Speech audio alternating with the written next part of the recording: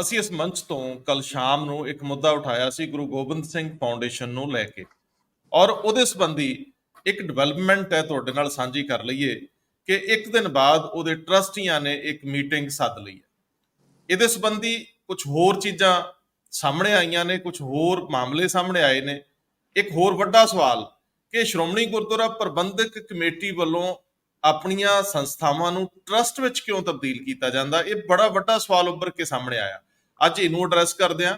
ਦੂਜਾ ਮਾਮਲਾ, ਅੱਜ ਸਵੇਰ ਵੇਲੇ ਜਦੋਂ ਮੁੱਖ ਮੰਤਰੀ ਦੇ ਧੂਰੀ ਵਾਲੇ ਭਾਸ਼ਣ ਨੂੰ ਲੈ ਕੇ ਅਸੀਂ ਇੱਕ ਚਰਚਾ ਕੀਤੀ ਸੀਗੀ ਮਨਪ੍ਰੀਤ ਬਾਦਲ ਤੇ ਲੱਗੇ ਕਥਿਤ ਇਲਜ਼ਾਮਾਂ ਦੇ ਤਹਿਤ, ਤਾਂ ਉਹਦੇ ਵਿੱਚ ਵੀ ਕੁਝ ਨਵੀਆਂ ਡਿਵੈਲਪਮੈਂਟਸ ਨੇ, ਕੁਝ ਨਵੇਂ ਤੱਥ ਸਾਹਮਣੇ ਆ ਰਹੇ ਆ ਕਿ ਆਖਿਰ ਮੁੱਖ ਮੰਤਰੀ ਜਦੋਂ ਇਹ ਇਲਜ਼ਾਮ ਲਾ ਰਹੇ ਨੇ ਕਿ ਇੱਕ ਪਾਸੇ ਸਰਕਾਰ ਈ ਸਟੈਂਪਿੰਗ ਦਾ ਫੈਸਲਾ ਕਰਦੀ ਹੈ ਔਰ ਦੂਜੇ ਬੰਨੇ ਸਟੈਂਪ ਪੇਪਰ ਛਪਵਾਉਣ ਦਾ ਫੈਸਲਾ ਕਰਦੀ ਹੈ, ਇਹ ਕਿਸ ਆਧਾਰ ਤੇ ਉਹਨਾਂ ਨੇ ਕਿਹਾ, ਕਿੰਨਾ ਤੱਥਾਂ ਦੇ ਆਧਾਰ ਤੇ ਉਹਨਾਂ ਨੇ ਜ਼ਿਕਰ ਕੀਤਾ ਕਿ ਇੱਕੋ ਸਮੇਂ ਦੋ ਚੀਜ਼ਾਂ ਅੱਗੇ ਵੱਧ ਰਹੀਆਂ ਸੀਗੀਆਂ ਕਿ ਪੂਰੀ ਤਰ੍ਹਾਂ ਈ ਸਟੈਂਪਿੰਗ ਦਾ ਫੈਸਲਾ ਹੋ ਗਿਆ ਸੀ ਜਾਂ ਪਾਰਸ਼ਲੀ ਹੋਇਆ ਸੀ, ਕਿ ਸਟੈਂਪ ਪੇਪਰ ਛਪਵਾਉਣ ਦੀ ਜ਼ਰੂਰਤ ਇਸ ਪੀਰੀਅਡ 'ਚ ਰਹੀ ਕਿਉਂਕਿ ਇੱਕ ਨੋਟੀਫਿਕੇਸ਼ਨ ਸਾਡੇ ਸਾਹਮਣੇ ਆਉਂਦਾ ਜਿਹਦੇ ਵਿੱਚ ਇਸ ਸਰਕਾਰ ਦੇ ਆਉਣ ਤੋਂ ਬਾਅਦ ਪੂਰੀ ਤਰ੍ਹਾਂ ਈ ਸਟੈਂਪਿੰਗ ਕੀਤੀ ਗਈ ਆ, ਉਸ ਤੋਂ ਪਹਿਲਾਂ ਸਟੈਂਪ ਪੇਪਰ ਲੱਗ ਰਹੇ ਸੀਗੇ। ਮੈਂ ਤੀਜਾ ਸਵਾਲ ਜ਼ਰੂਰ ਇਹਦੇ 'ਚ ਸ਼ਾਮਲ ਕਰਨਾ ਚਾਹੂੰਗਾ ਕਿ ਪ੍ਰਧਾਨ ਮੰਤਰੀ ਲਾਲ ਕਿਲੇ ਦੀ ਫਸੀਲ ਤੋਂ ਜਦੋਂ ਦੇਸ਼ ਵਾਸੀਆਂ ਨੂੰ ਸੰਬੋਧਿਤ ਹੁੰਦੇ ਆ ਤਾਂ ਉਹ 24 ਦਾ ਏਜੰਡਾ ਵੀ ਪੇਸ਼ ਕਰ ਦਿੰਦੇ ਆ ਇਲੈਕਸ਼ਨਸ ਨੂੰ ਲੈ ਕੇ ਔਰ ਆਪਣੀ ਰਣਨੀਤੀ ਨੂੰ ਲੈ ਕੇ, ਉਹ ਬੜੇ ਸਾਫ਼ ਨੇ। ਇਹਦੇ ਉੱਤੇ ਤਿੰਨਾਂ ਮਾਮਲਿਆਂ ਤੇ ਆਪਾਂ ਗੱਲ ਕਰਦੇ ਹਾਂ। ਗੱਲਬਾਤ ਕਰਨ ਲਈ ਸੀਨੀਅਰ ਜਰਨਲਿਸਟ ਔਰ ਸੰਪਾਦਕ ਪੰਜਾਬ ਟੈਲੀਵਿਜ਼ਨ ਸਰਦਾਰ ਹਮੀਦ ਸਿੰਘ ਜੀ ਨਾਲ ਨੇ ਮੇਰੇ, ਔਰ ਇਹਨਾਂ ਦੇ ਨਾਲ ਸਰਦਾਰ ਜਗਤਾਰ ਸਿੰਘ ਉੱਗੇ ਜਰਨਲਿਸਟ ਹਿਸਟੋਰੀਅਨ ਇਹ ਵੀ ਨਾਲ ਨੇ। ਅਸੀਂ ਕੋਸ਼ਿਸ਼ ਕਰਦੇ ਹਾਂ ਗੱਲਬਾਤ ਨੂੰ ਅੱਗੇ ਵਧਾਉਣ ਦੀ। ਸਭ ਤੋਂ ਪਹਿਲਾਂ ਸਰਦਾਰ ਹਮੀਦ ਸਿੰਘ ਜੀ, ਜਦੋਂ ਮੁੱਖ ਮੰਤਰੀ ਕੁਝ ਬੋਲਦੇ ਨੇ ਤਾਂ ਸਾਨੂੰ ਉਹਨਾਂ ਤੇ ਯਕੀਨ ਕਰਨਾ ਪੈਂਦਾ ਹੈ ਕਿਉਂਕਿ ਉਹ ਸੂਬੇ ਦੇ 3 ਕਰੋੜ ਲੋਕਾਂ ਦੇ ਨੁਮਾਇੰਦੇ ਨੇ, ਜਿਵੇਂ ਉਹ ਕਹਿੰਦੇ ਵੀ ਨਹੀਂ ਤੇ ਹੈ ਵੀ ਨਹੀਂ।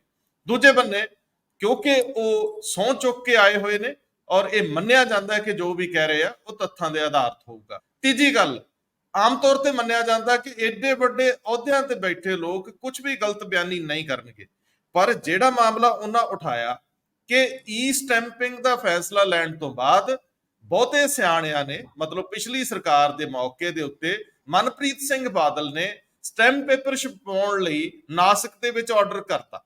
ਹੁਣ ਨਾਸਿਕ ਦੇ ਵਿੱਚ government of India the printing press ਆ ਔਰ ਇਹ ਪ੍ਰੋਸੈਸ ਰੈਗੂਲਰਲੀ ਚੱਲਦਾ ਰਹਿੰਦਾ, ਜਿਵੇਂ ਕਿ ਸਾਡੀ ਕੁਝ ਅਧਿਕਾਰੀਆਂ ਨਾਲ ਗੱਲਬਾਤ ਵੀ ਹੋਈ ਮਾਮਲੇ ਨੂੰ ਸਮਝਣ ਲਈ। ਹਾਲਾਂਕਿ ਅੱਜ ਛੁੱਟੀ ਦਾ ਦਿਨ ਹੋਣ ਕਰਕੇ ਅਸੀਂ ਪੂਰੇ ਤੱਥ ਤਾਂ ਨਹੀਂ ਪ੍ਰਸਤੁਤ ਕਰ ਸਕਾਂਗੇ, ਪਰ ਮੈਂ ਤੁਹਾਡੇ ਤੋਂ ਸਮਝਣਾ ਚਾਹੁੰਦਾ ਹਾਂ ਕਿ ਮੁੱਖ ਮੰਤਰੀ ਸਿੱਧਾ ਇਲਜ਼ਾਮ ਲਾ ਰਹੇ ਨੇ ਕਿ 57.46 ਜਾਂ ਉਹਨਾਂ ਦੀ ਜ਼ੁਬਾਨ ਫਿਸਲਦੀ ਆ, ਦੂਜੀ ਵਾਰੀ ਉਹ 57.66 ਕਰੋੜ ਦੇ ਸਟੈਂਪ ਪੇਪਰ ਛਪਵਾਉਣ ਦੇ ਪੈਸੇ ਪੈਂਡਿੰਗ ਹੋਣ ਦਾ ਜ਼ਿਕਰ ਕਰ ਰਿਹਾ ਵੀ ਤੁਹਾਡੇ ਕੋਲ ਹੁਣ ਤੁਸੀਂ ਕਿਹਨੂੰ ਵੇਚ ਕੇ ਦਿਓਗੇ। ਉਹ ਕਹਿੰਦੇ ਇਹਨਾਂ ਨੂੰ ਲਿਆਉਣ ਲਈ ਸਾਨੂੰ 60 ਲੱਖ ਰੁਪਇਆ ਰੇਲਵੇ ਨੂੰ ਕਿਰਾਇਆ ਦੇਣਾ ਪੈਣਾ ਤੇ ਇੱਥੇ ਲਿਆ ਕੇ ਅਸੀਂ ਫੂਕਣੇ ਨੇ। ਸੋ ਮੈਨੂੰ ਜਰਾ ਸਮਝਾਇਓ, ਮੁੱਖ ਮੰਤਰੀ ਦੀ ਗੱਲ ਪਹਿਲੀ ਨਜ਼ਰੀਏ ਇੰਜ ਲੱਗਦੀ ਆ ਕਿ ਬੜੀ ਫਾਲਤੂ ਕਿਸਮ ਦੀ ਪ੍ਰਸ਼ਾਸਨਿਕ ਗਲਤੀ ਹੈ। ਪ੍ਰਸ਼ਾਸਨਿਕ ਗਲਤੀ ਉਹ ਜਿਹਦੀ ਗੁੰਜਾਇਸ਼ ਹੀ ਨਹੀਂ, ਪ੍ਰਸ਼ਾਸਨਿਕ ਗਲਤੀ ਉਹ ਜਿਹੜੀ ਇੱਕ ਬਲੰਡਰ ਵਰਗੀ ਹੈ ਔਰ ਜਿਹਦੀ ਸੰਭਾਵਨਾ ਹੀ ਨਹੀਂ ਦੇਖੀ ਜਾ ਸਕਦੀ। ਪਰ ਤੱਥ ਕੁਝ ਹੋਰ ਕਹਿ ਰਹੇ, ਤੁਹਾਡੇ ਕੋਲ ਇੱਕ ਨੋਟੀਫਿਕੇਸ਼ਨ ਹੈ, ਗੱਲ ਤੋਂ ਰਹੇ ਉਧਰ। ਅਸਲ ਦੇ ਵਿੱਚ ਮੈਨੂੰ ਇਹ ਲੱਗਦਾ ਕਿ ਸਾਡੇ ਜਿਹੜੇ ਵੱਡੀਆਂ ਪੋਸਟਾਂ ਤੇ ਬੈਠੇ ਬੰਦੇ ਨੇ, ਜਿਵੇਂ ਚੀਫ ਮਿਨਿਸਟਰ ਹੈ ਭਗਵੰਤ ਮਾਨ ਹੈ, ਉਹ ਤੋਂ ਇਸ ਕਰਕੇ ਤਵੱਕੋ ਨਹੀਂ ਰੱਖੀ ਜਾਂਦੀ ਗਲਤ, ਕਿਉਂਕਿ ਉਹਦੀ ਸਾਰੀਆਂ ਫਾਈਲਾਂ ਤੱਕ ਰੀਚ ਹੁੰਦੀ ਹੈ, ਉਹਨਾਂ ਕੋਲ ਇੰਨੀ ਪਾਵਰ ਆ ਜਾਂਦੀ ਹੈ, ਜਿਹੜੀ ਵੀ ਗੱਲ ਨੂੰ ਸਾਬਤ ਕਰਨ, ਜਿਹੜੀ ਫਾਈਲ ਪੜ੍ਹ ਸਕਦੇ ਨੇ, ਜਿਹੜੀ ਮਰਜ਼ੀ ਉਹਦੇ ਤੋਂ ਕਹਿ ਸਕਦੇ ਨੇ। ਤਾਂ ਕਰਕੇ ਕਿਸੇ ਸਧਾਰਨ ਬੰਦੇ ਤੋਂ ਮਤਲਬ ਉਮੀਦ ਤਾਂ ਕਿਸੇ ਤੋਂ ਨਹੀਂ ਕੀਤੀ ਜਾਂਦੀ ਕਿ ਉਹ ਝੂਠੀ ਗੱਲ ਕਰੇ ਜਾਂ ਗਲਤ ਗੱਲ ਕਰੇ, ਪਰ ਦੂਜਿਆਂ ਦੀ ਰੀਚ ਨਾ ਹੋਣ ਕਰਕੇ ਕਈ ਗੱਲਾਂ ਰਹਿ ਵੀ ਜਾਂਦੀਆਂ ਨੇ, ਨਾ ਉਹਦੇ ਕੋਲ ਪੂਰੀਆਂ ਚੀਜ਼ਾਂ ਹੋਣ, ਉਹਨੂੰ ਇਸ ਗੱਲ ਲਈ ਬਰੀ ਕੀਤਾ ਜਾਂਦਾ। ਪਰ ਐਡੇ ਵੱਡੇ ਅਹੁਦੇ ਤੇ ਔਰ ਉਹ ਵੀ ਓਥ ਲੈ ਕੇ ਸੰਵਿਧਾਨ ਦੀ ਮਤਲਬ ਸਹੁੰ ਖਾਣ ਤੋਂ ਬਾਅਦ ਲਗਾਤਾਰ ਇਹ ਤਵੱਕੋ ਕੀਤੀ ਜਾਂਦੀ ਹੈ ਕਿ ਉਹ ਗੱਲ ਵਾਜਬ ਕਰਨ। ਔਰ ਹੁਣ ਅਸਲ ਦੇ ਵਿੱਚ ਜੇ ਉਹਨਾਂ ਦੀ ਤੁਸੀਂ ਦੇਖਦੇ ਹੋ ਸਪੀਚ ਧੂਰੀ ਵਾਲੀ ਸਪੀਚ ਦੇ ਵਿੱਚ ਘਪਲਾ ਹੋਇਆ, ਇਹ ਸੈਕੰਡਰੀ ਨਜ਼ਰ ਆਉਂਦਾ। ਬਾਰ-ਬਾਰ ਉਹਨੂੰ ਸੁਣ ਕੇ ਦੇਖੋ, ਉਹਦੇ ਚ ਮਨਪ੍ਰੀਤ ਬਾਦਲ ਬਾਰ-ਬਾਰ ਜਿਹੜੀ ਰੰਜਸ ਹੈ, ਇੱਕ ਜਿਹੜੀ ਮਨਪ੍ਰੀਤ ਬਾਦਲ ਨੇ ਕਿਹਾ ਕਿ ਮੈਂ ਵੀ ਹੁਣ ਖੜਾ, ਜੋ ਕਰਨਾ ਕਰ ਲੈ। ਭਗਵੰਤ ਮਾਨ ਵੀ ਬਾਰ-ਬਾਰ ਕਹਿ ਰਹੇ ਨੇ ਵੀ ਮੇਰੇ ਨਾਲ ਇਹ ਪੰਗਾ ਨਹੀਂ ਲੈਣਾ। ਤੁਹਾਨੂੰ ਕੀ ਪਤਾ ਸੀ ਮਹਿੰਦਰ ਮਾਸਟਰ ਦਾ ਮੁੰਡਾ ਦੁਬਾਰਾ ਕਦੇ ਆ ਜਾਊਗਾ, ਤੁਸੀਂ ਤਾਂ ਉੱਤਰ ਕਾਟੋ ਮੈਂ ਚੜੋ ਵਾਲੇ ਸੀ। ਮੇਰੇ ਨਾਲ ਲਾਉਂਗੇ ਇਕੱਲਾ ਕੰਨੂਆਂ ਤੱਕ ਨਹੀਂ, ਮੈਂ ਪੋਤਲੇ ਤੱਕ ਚਲਾ ਜਾਊਂਗਾ, ਮੈਂ ਅੱਗੇ ਤੱਕ ਚਲਾ ਜਾਊਂਗਾ, ਮੈਂ ਤੁਹਾਡੀ ਇਕੱਲੀ ਫਾਈਲ ਦੇਖੂਗਾ।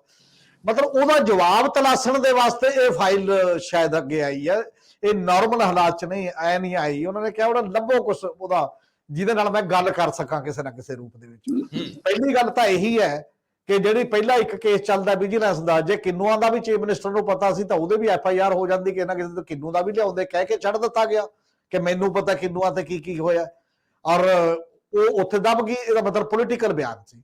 ਹੁਣ ਜਿਹੜਾ ਇਹ ਰਜਿਸਟ੍ਰੇਸ਼ਨ ਦਾ ਸਟੈਂਪ ਡਿਊਟੀ ਦਾ ਜਿਹੜਾ ਇਸ਼ੂ ਆ ਰਿਹਾ, ਚੀਫ ਮਿਨਿਸਟਰ ਨੇ ਇਹ ਕਿਹਾ ਕਿ ਜਦੋਂ ਇੱਕ ਫੈਸਲਾ ਹੋ ਗਿਆ ਸੀ ਪਹਿਲਾਂ ਗਵਰਨਮੈਂਟ ਦਾ, ਉਦੋਂ ਬਾਅਦ ਫਿਰ ਫਿਜ਼ੀਕਲੀ ਸਟੈਂਪ ਡਿਊਟੀ ਪੇਪਰ ਜਿਹੜੇ ਨੇ ਉਹ ਛਪਵਾਉਣੇ ਆ, ਸਟਾਂਪ ਪੇਪਰ। ਇਹਦਾ ਮਤਲਬ ਇਹ ਹੈ ਕਿ ਤੁਸੀਂ ਸਰਕਾਰੀ ਖਜ਼ਾਨੇ ਨੂੰ ਚੂਨਾ ਲਾਇਆ ਤੇ ਤੁਸੀਂ ਫੈਸਲਾ ਗਲਤ ਕੀਤਾ। ਤੇ ਇਹ ਫੈਸਲਾ ਕੀਤਾ ਮਨਪ੍ਰੀਤ ਸਿੰਘ ਬਾਦਲ ਨੇ, ਬੀਇੰਗ ਏ ਵਿੱਤ ਮੰਤਰੀ, ਫਾਈਨਾਂਸ ਮਿਨਿਸਟਰ। ਔਰ ਇਹਦੇ ਚ ਤੁਸੀਂ ਉਹ ਕਹਿ ਰਹੇ ਨੇ ਕਿ ਬਹੁਤ ਵੱਡੇ ਪੱਧਰ ਦੇ ਉੱਤੇ ਜਿਹੜੇ 1266 ਕਰੋੜ ਰੁਪਏ ਦੇ ਸਟੈਂਪ ਪੇਪਰ ਛਪਵਾ ਲਏ, ਜਿਹਦੇ ਚੋਂ 57.46 ਕਰੋੜ ਰੁਪਏ ਦੀ ਉਹਦੀ ਕਾਸਟ ਹੈ, ਤੇ ਜਿਹਦੇ ਚੋਂ 64 ਲੱਖ ਰੁਪਇਆ ਲੱਗੂਗਾ ਉਹਨੂੰ ਲਿਆਉਣ ਤੇ, ਫਿਰ ਅਸੀਂ ਭੁਗਤ ਦਾਂਗੇ। ਇਹ ਕਹਿੰਦੇ ਨਜ਼ਰ ਆ ਰਹੇ ਨੇ ਜਿਹੜੇ ਚੀਜ਼। ਹੁਣ ਇਹਦੇ ਚ ਦੋ ਗੱਲਾਂ ਨੇ, ਤੇ ਤੁਸੀਂ 2014 ਤੋਂ ਈ ਸਟੈਂਪਿੰਗ ਦੇ ਰੂਲਸ ਦੇਖਦੇ ਹੋ ਪੰਜਾਬ ਗਵਰਨਮੈਂਟ ਦੇ, 2016 ਚ ਉਹਦੀ ਇੰਪਲੀਮੈਂਟੇਸ਼ਨ ਦੇਖ ਰਹੇ ਹੋ। ਉਹ ਪੜਾਅ ਵਾਈਜ਼ ਚੀਜ਼ਾਂ ਹੁੰਦੀਆਂ ਨੇ। ਪੜਾਅ ਵਾਈਜ਼ ਇਹ ਹੁੰਦੀਆਂ ਨੇ, ਮੰਨ ਲਓ ਪਹਿਲਾਂ ਤੁਸੀਂ ਕਰਦੇ ਹੋ ਕਿ ਆਪਾਂ ਅਪ ਟੂ 1 ਲੱਖ ਤੱਕ ਵਾਲੇ ਬੰਦ ਕਰ ਲੈਂਦੇ ਆ ਫਾਰ ਦੀ ਟਾਈਮਿੰਗ, ਕਿਉਂਕਿ ਸੌਖਾ ਵੀ ਕੰਮ ਨਹੀਂ ਹੁੰਦਾ। ਟੋਟਲ ਰੈਵਨਿਊ ਡਿਪਾਰਟਮੈਂਟ ਦਾ ਅਫਸਰ ਮੁਲਾਜ਼ਮ ਇਹਦਾ ਵਿਰੋਧ ਕਰਦਾ ਹਮੇਸ਼ਾ ਹੀ ਇਹਨਾਂ ਚੀਜ਼ਾਂ ਦਾ, ਜਦੋਂ ਤੁਸੀਂ ਇਸ ਤਰੀਕੇ ਦੀਆਂ ਗੱਲਾਂ ਕਰਦੇ ਹੋ। ਉਹ ਚਲਦੇ ਆ ਕੇ ਫਿਰ ਇੱਕ ਫੈਸਲਾ ਇਹਨਾਂ ਨੇ ਕੀਤਾ ਲਾਸਟ ਚ 2020 ਦੇ ਨੇੜੇ ਤੇੜੇ, ਕਿ ਆਪਾਂ ਇਹ ਕਰ ਲੈਂਦੇ ਆ ਕਿ ਅਪ ਟੂ 500 ਰੁਪਏ ਦਾ ਜਿਹੜਾ ਸਟਾਂਪ ਹੋਣਗੇ ਉਹ ਤਾਂ ਫਿਜ਼ੀਕਲ ਚੱਲਦੇ ਰਹਿਣ ਦਿਓ, ਤੇ ਉਦੋਂ ਪੁਰਾਣੇ ਅਪ ਟੂ 20,000 ਤੋਂ ਘੱਟ ਦੇ ਜਿਹੜੇ ਸਟਾਂਪ ਨੇ, ਮਤਲਬ 19,999 ਤੱਕ, ਉਹ ਸਟਾਂਪ ਦਾ ਡਿਫਾਈਨ ਕੀਤਾ ਕਿ ਅਸੀਂ ਵੈਂਡਰ ਨੂੰ ਕੀ ਦੇਾਂਗੇ, ਸਟੈਂਪ ਵੈਂਡਰ ਨੂੰ ਉਹ ਦੇਾਂਗੇ 0.115%। ਅਸੀਂ ਜਿਹੜੇ ਉਹਦੇ ਸੈਕਸ਼ਨ ਚੋਂ ਜਾਣਗੇ ਰੈਵਨਿਊ ਉਹਨੂੰ ਕੀ ਦੇਣਾ, ਉਹ ਕੀਤਾ। ਤੇ ਉਹਦੇ ਨਾਲ ਇਹ ਕਰਤਾ ਕਿ ਅਸੀਂ 500 ਰੁਪਏ ਦਾ ਜੇ ਫਿਜ਼ੀਕਲੀ ਰੱਖਦੇ ਹਾਂ, ਤੇ 500 ਰੁਪਏ ਦਾ ਜਿਹੜਾ ਸਟਾਂਪ ਹੈ ਫਿਰ ਉਹ ਇਹਨਾਂ ਨੇ ਆ ਕੇ 8 ਜੂਨ 2022 ਨੂੰ, ਜਦੋਂ ਪ੍ਰਿੰਸੀਪਲ ਸੈਕਟਰੀ ਰੈਵਨਿਊ ਜਿਹੜੇ ਨੇ ਉਹ ਮਿਸਟਰ ਅਗਰਵਾਲ ਹੁੰਦੇ ਨੇ, ਅਨੁਰਾਗ ਅਗਰਵਾਲ, ਤੇ ਉਹਨਾਂ ਦੇ ਦਸਖਤਾਂ ਹੇਠ 8 ਜੂਨ 22 ਨੂੰ ਹੁੰਦੇ ਨੇ ਕਿ 31 ਜੁਲਾਈ 2022 ਤੋਂ ਬਾਅਦ ਇਹ 500 ਰੁਪਏ ਤੱਕ ਦਾ ਜਿਹੜਾ ਸਟਾਂਪ ਹੈ ਉਹ ਵੀ ਫਿਜ਼ੀਕਲੀ ਨਹੀਂ ਵਰਤਿਆ ਜਾਏਗਾ, ਰੋਕ ਲੱਗ ਜਾਏਗੀ। ਇਟ ਮੀਨ ਕੰਪਲੀਟ ਰੋਕ ਕਦੋਂ ਲੱਗੀ ਹੈ? ਕੰਪਲੀਟ ਰੋਕ 31 ਜੂਨ ਚ ਲੱਗੀ ਹੈ ਤੇ 31 ਜੁਲਾਈ 2022 ਨੂੰ ਇੰਪਲੀਮੈਂਟ ਹੋਈ ਹੈ। ਤਾਂ ਉਦੋਂ ਪਹਿਲਾਂ ਕੋਈ ਸਟੈਂਪ ਕਾਗਜ਼ ਨਹੀਂ ਛਪੂਗਾ। ਇਹ ਕਿੱਥੇ ਆਰਡਰ ਹੋਇਆ? ਤੇ ਇਹਦਾ ਸਵਾਲ ਤਾਂ ਜੇ ਕੋਈ ਫਾਈਲ ਤੇ ਹੈ ਤਾਂ ਚੀਫ ਮਿਨਿਸਟਰ ਨੂੰ ਦੱਸਣਾ ਚਾਹੀਦਾ ਉਹ ਸਾਰੇ ਮਾਮਲੇ। ਔਰ ਇੱਕ ਦੂਜੀ ਗੱਲ ਇਹ ਵੀ ਹੈ ਕਿ ਜਿਹੜੇ ਉਹ ਆਰਡਰ ਦਿੱਤੇ ਜਾਂਦੇ ਨੇ, ਕੀ ਉਹ ਆਰਡਰ ਸਾਰੇ ਅਪ ਟੂ 500 ਰੁਪਏ ਤੱਕ ਵਾਲੇ ਸੀਗੇ, ਜਾਂ ਉਹ ਸਾਰੇ ਕਿਸਮ ਦੀ ਸੀ, ਜੇ ਜਿੰਨੇ ਵੀ ਛਾਪਤੇ ਉਸ ਪੱਧਰ ਦੇ ਉੱਤੇ ਹੈ। ਤੀਜੀ ਗੱਲ ਇਹ ਵੀ ਹੈ ਕਿ ਜੇ ਉਹ ਗਵਰਨਮੈਂਟ ਟੂ ਗਵਰਨਮੈਂਟ ਹੈ, ਉਹ ਗਵਰਨਮੈਂਟ ਦੀ ਉਹ ਪ੍ਰੈਸ ਹੈ, ਤੁਸੀਂ ਵੀ ਗਵਰਨਮੈਂਟ ਹੋ, ਤਾਂ ਉਹਦੇ ਚ ਉਸ ਲੈਵਲ ਦਾ ਘਪਲਾ ਪ੍ਰਾਈਵੇਟ ਮਾਮਲੇ ਦੇ ਵਿੱਚ ਮਤਲਬ ਉਹਨਾਂ ਦਿਖਾਈ ਨਹੀਂ ਦਿੰਦਾ ਹੁੰਦਾ ਜਿਸ ਲੈਵਲ ਦੇ ਚੀਜ਼ਾਂ ਨੇ। ਇਹ ਠੀਕ ਹੈ, ਵੇਸਟੇਜ ਉਹ ਚ ਵੀ ਦਿਖਾਈ ਦੇ ਰਹੀ ਹੈ, ਦੇ ਸਕਦੀ ਹੈ, ਤੁਹਾਡੀ ਲਾਪਰਵਾਹੀ ਦਿਖਾਈ ਦੇ ਸਕਦੀ ਹੈ ਉਸ ਸਾਰੇ ਮਾਮਲੇ ਦੇ ਵਿੱਚ, ਜੇ ਤੁਸੀਂ ਸਮੇਂ ਦੇ ਲਿਹਾਜ਼ ਨਾਲ ਪੈਸੇ ਨਹੀਂ ਲੈਂਦੇ ਜਾਂ ਬਾਕੀ ਦੇ। ਹੁਣ ਉਹ ਕਿਹੜੇ ਆਰਡਰ ਨੇ ਜਿਹੜੇ ਗਵਰਨਮੈਂਟ ਆਫ ਇੰਡੀਆ ਨੂੰ ਕੀਤੇ ਗਏ ਨੇ, ਕਿਹੜੇ ਅਫਸਰ ਦੇ ਸਮੇਂ ਕੀਤੇ ਗਏ, ਕਿਹੜੇ ਮੰਤਰੀ ਦੇ ਸਮੇਂ, ਕਿ ਹੁਣ ਤੋਂ ਸਾਨੂੰ ਇਹ ਨਹੀਂ ਚਾਹੀਦੇ, ਸਾਡੇ ਲਈ ਨਹੀਂ ਨਾ ਛਾਪਿਓ, ਉਹ ਵੀ ਇਹ ਹੁਣ ਕੌਣ ਦੱਸ ਸਕਦਾ ਇਸ ਸਮੇਂ? ਇਹ ਸਾਰੀਆਂ ਚੀਜ਼ਾਂ ਚੀਫ ਮਿਨਿਸਟਰ ਭਗਵੰਤ ਮਾਨ ਦੱਸ ਸਕਦੇ ਨੇ, ਹੋਰ ਤਾਂ ਕੌਣ ਦੱਸ ਸਕਦਾ? ਔਰ ਉਹ ਫਾਈਲ ਸਾਰੀ ਸਭ ਦੇ ਲਿਆਉਣ। ਅੱਜ ਕੱਲ ਤਾਂ RTI ਵੀ ਹੈ ਵੈਸੇ, ਪਰ RTI ਚ ਮਤਲਬ ਥੋੜੀ ਜਿਹੀ ਸੂਚਨਾ ਦੇਣ ਲਈ ਹੱਥ ਘੁੱਟ ਰਹੇ ਨੇ, ਨਾ ਹੈਲੀਕਾਪਟਰ ਦੀ ਦਿੰਦੇ ਨੇ ਨਾ ਬਾਕੀ ਦੀ ਦੂਜੇ ਦੇ ਮੁਕਾਬਲੇ। ਨਹੀਂ ਤਾਂ ਅਸੀਂ ਪਾ ਦਿੰਦੇ ਹਾਂ 10 ਰੁਪਏ ਦੀ RTI, ਭਗਵੰਤ ਮਾਨ ਨੂੰ ਸਾਨੂੰ ਦਵਾ ਦੇਣ ਉਹ ਸਾਰੀ ਫਾਈਲ, ਤੇ ਅਸੀਂ ਪੜ੍ਹ ਕੇ ਲੋਕਾਂ ਨੂੰ ਦੱਸ ਦਾਂਗੇ ਭਾਈ ਆਹ ਚੀਜ਼ ਹੈ ਜੀ। ਇਹ ਸਰਦਾਰ ਹਰਮੀਤ ਸਿੰਘ ਜੀ, ਵੈਸੇ ਆਮ ਤੌਰ ਤੇ ਅੱਜ ਕੱਲ ਨਵਾਂ ਟ੍ਰੈਂਡ ਇਹ ਆ ਵੀ ਕੋਈ ਨਾ ਕੋਈ ਲੀਕੇਜ ਆਪੇ ਹੀ ਕਰ ਲਈ ਜਾਂਦੀ ਹੈ, ਕੋਈ ਨਾ ਕੋਈ ਅਖਬਾਰ ਜਾਂ ਕੋਈ ਜਰਨਲਿਸਟ ਚੁਣ ਲਿਆ ਜਾਊਗਾ ਜਿਹਨੂੰ ਹੌਲੀ ਜੀ ਸਰਕਾਰਤੀ ਜਾਊਗੀ ਵੀ ਲੈ ਬਈ ਟੁੱਟਵੀਂ ਜੀ ਜਾਣਕਾਰੀ ਸੁੱਟ ਸਾਹਮਣੇ। ਸਵਾਲ ਇਸ ਗੱਲ ਦਾ ਹੈ ਕਿ ਜਦੋਂ ਇਹ ਈ ਸਟੈਂਪਿੰਗ ਦਾ ਫੈਸਲਾ ਹੁੰਦਾ ਹੈ ਤੁਰੰਤ ਸਟ੍ਰਾਈਕ ਹੁੰਦੀ ਹੈ, ਵਸੀਕਾ ਨਵੀਸ ਹੜਤਾਲ ਤੇ ਚਲੇ ਜਾਂਦੇ ਆ, ਫਿਰ ਇਹ ਫੈਸਲਾ ਹੁੰਦਾ ਕਿ ਇਹਨੂੰ ਪਾਰਸ਼ਲੀ ਕੀਤਾ ਜਾਵੇ, ਇੱਕੋ ਵਾਰੀ ਨਾ ਕੀਤਾ ਜਾਵੇ।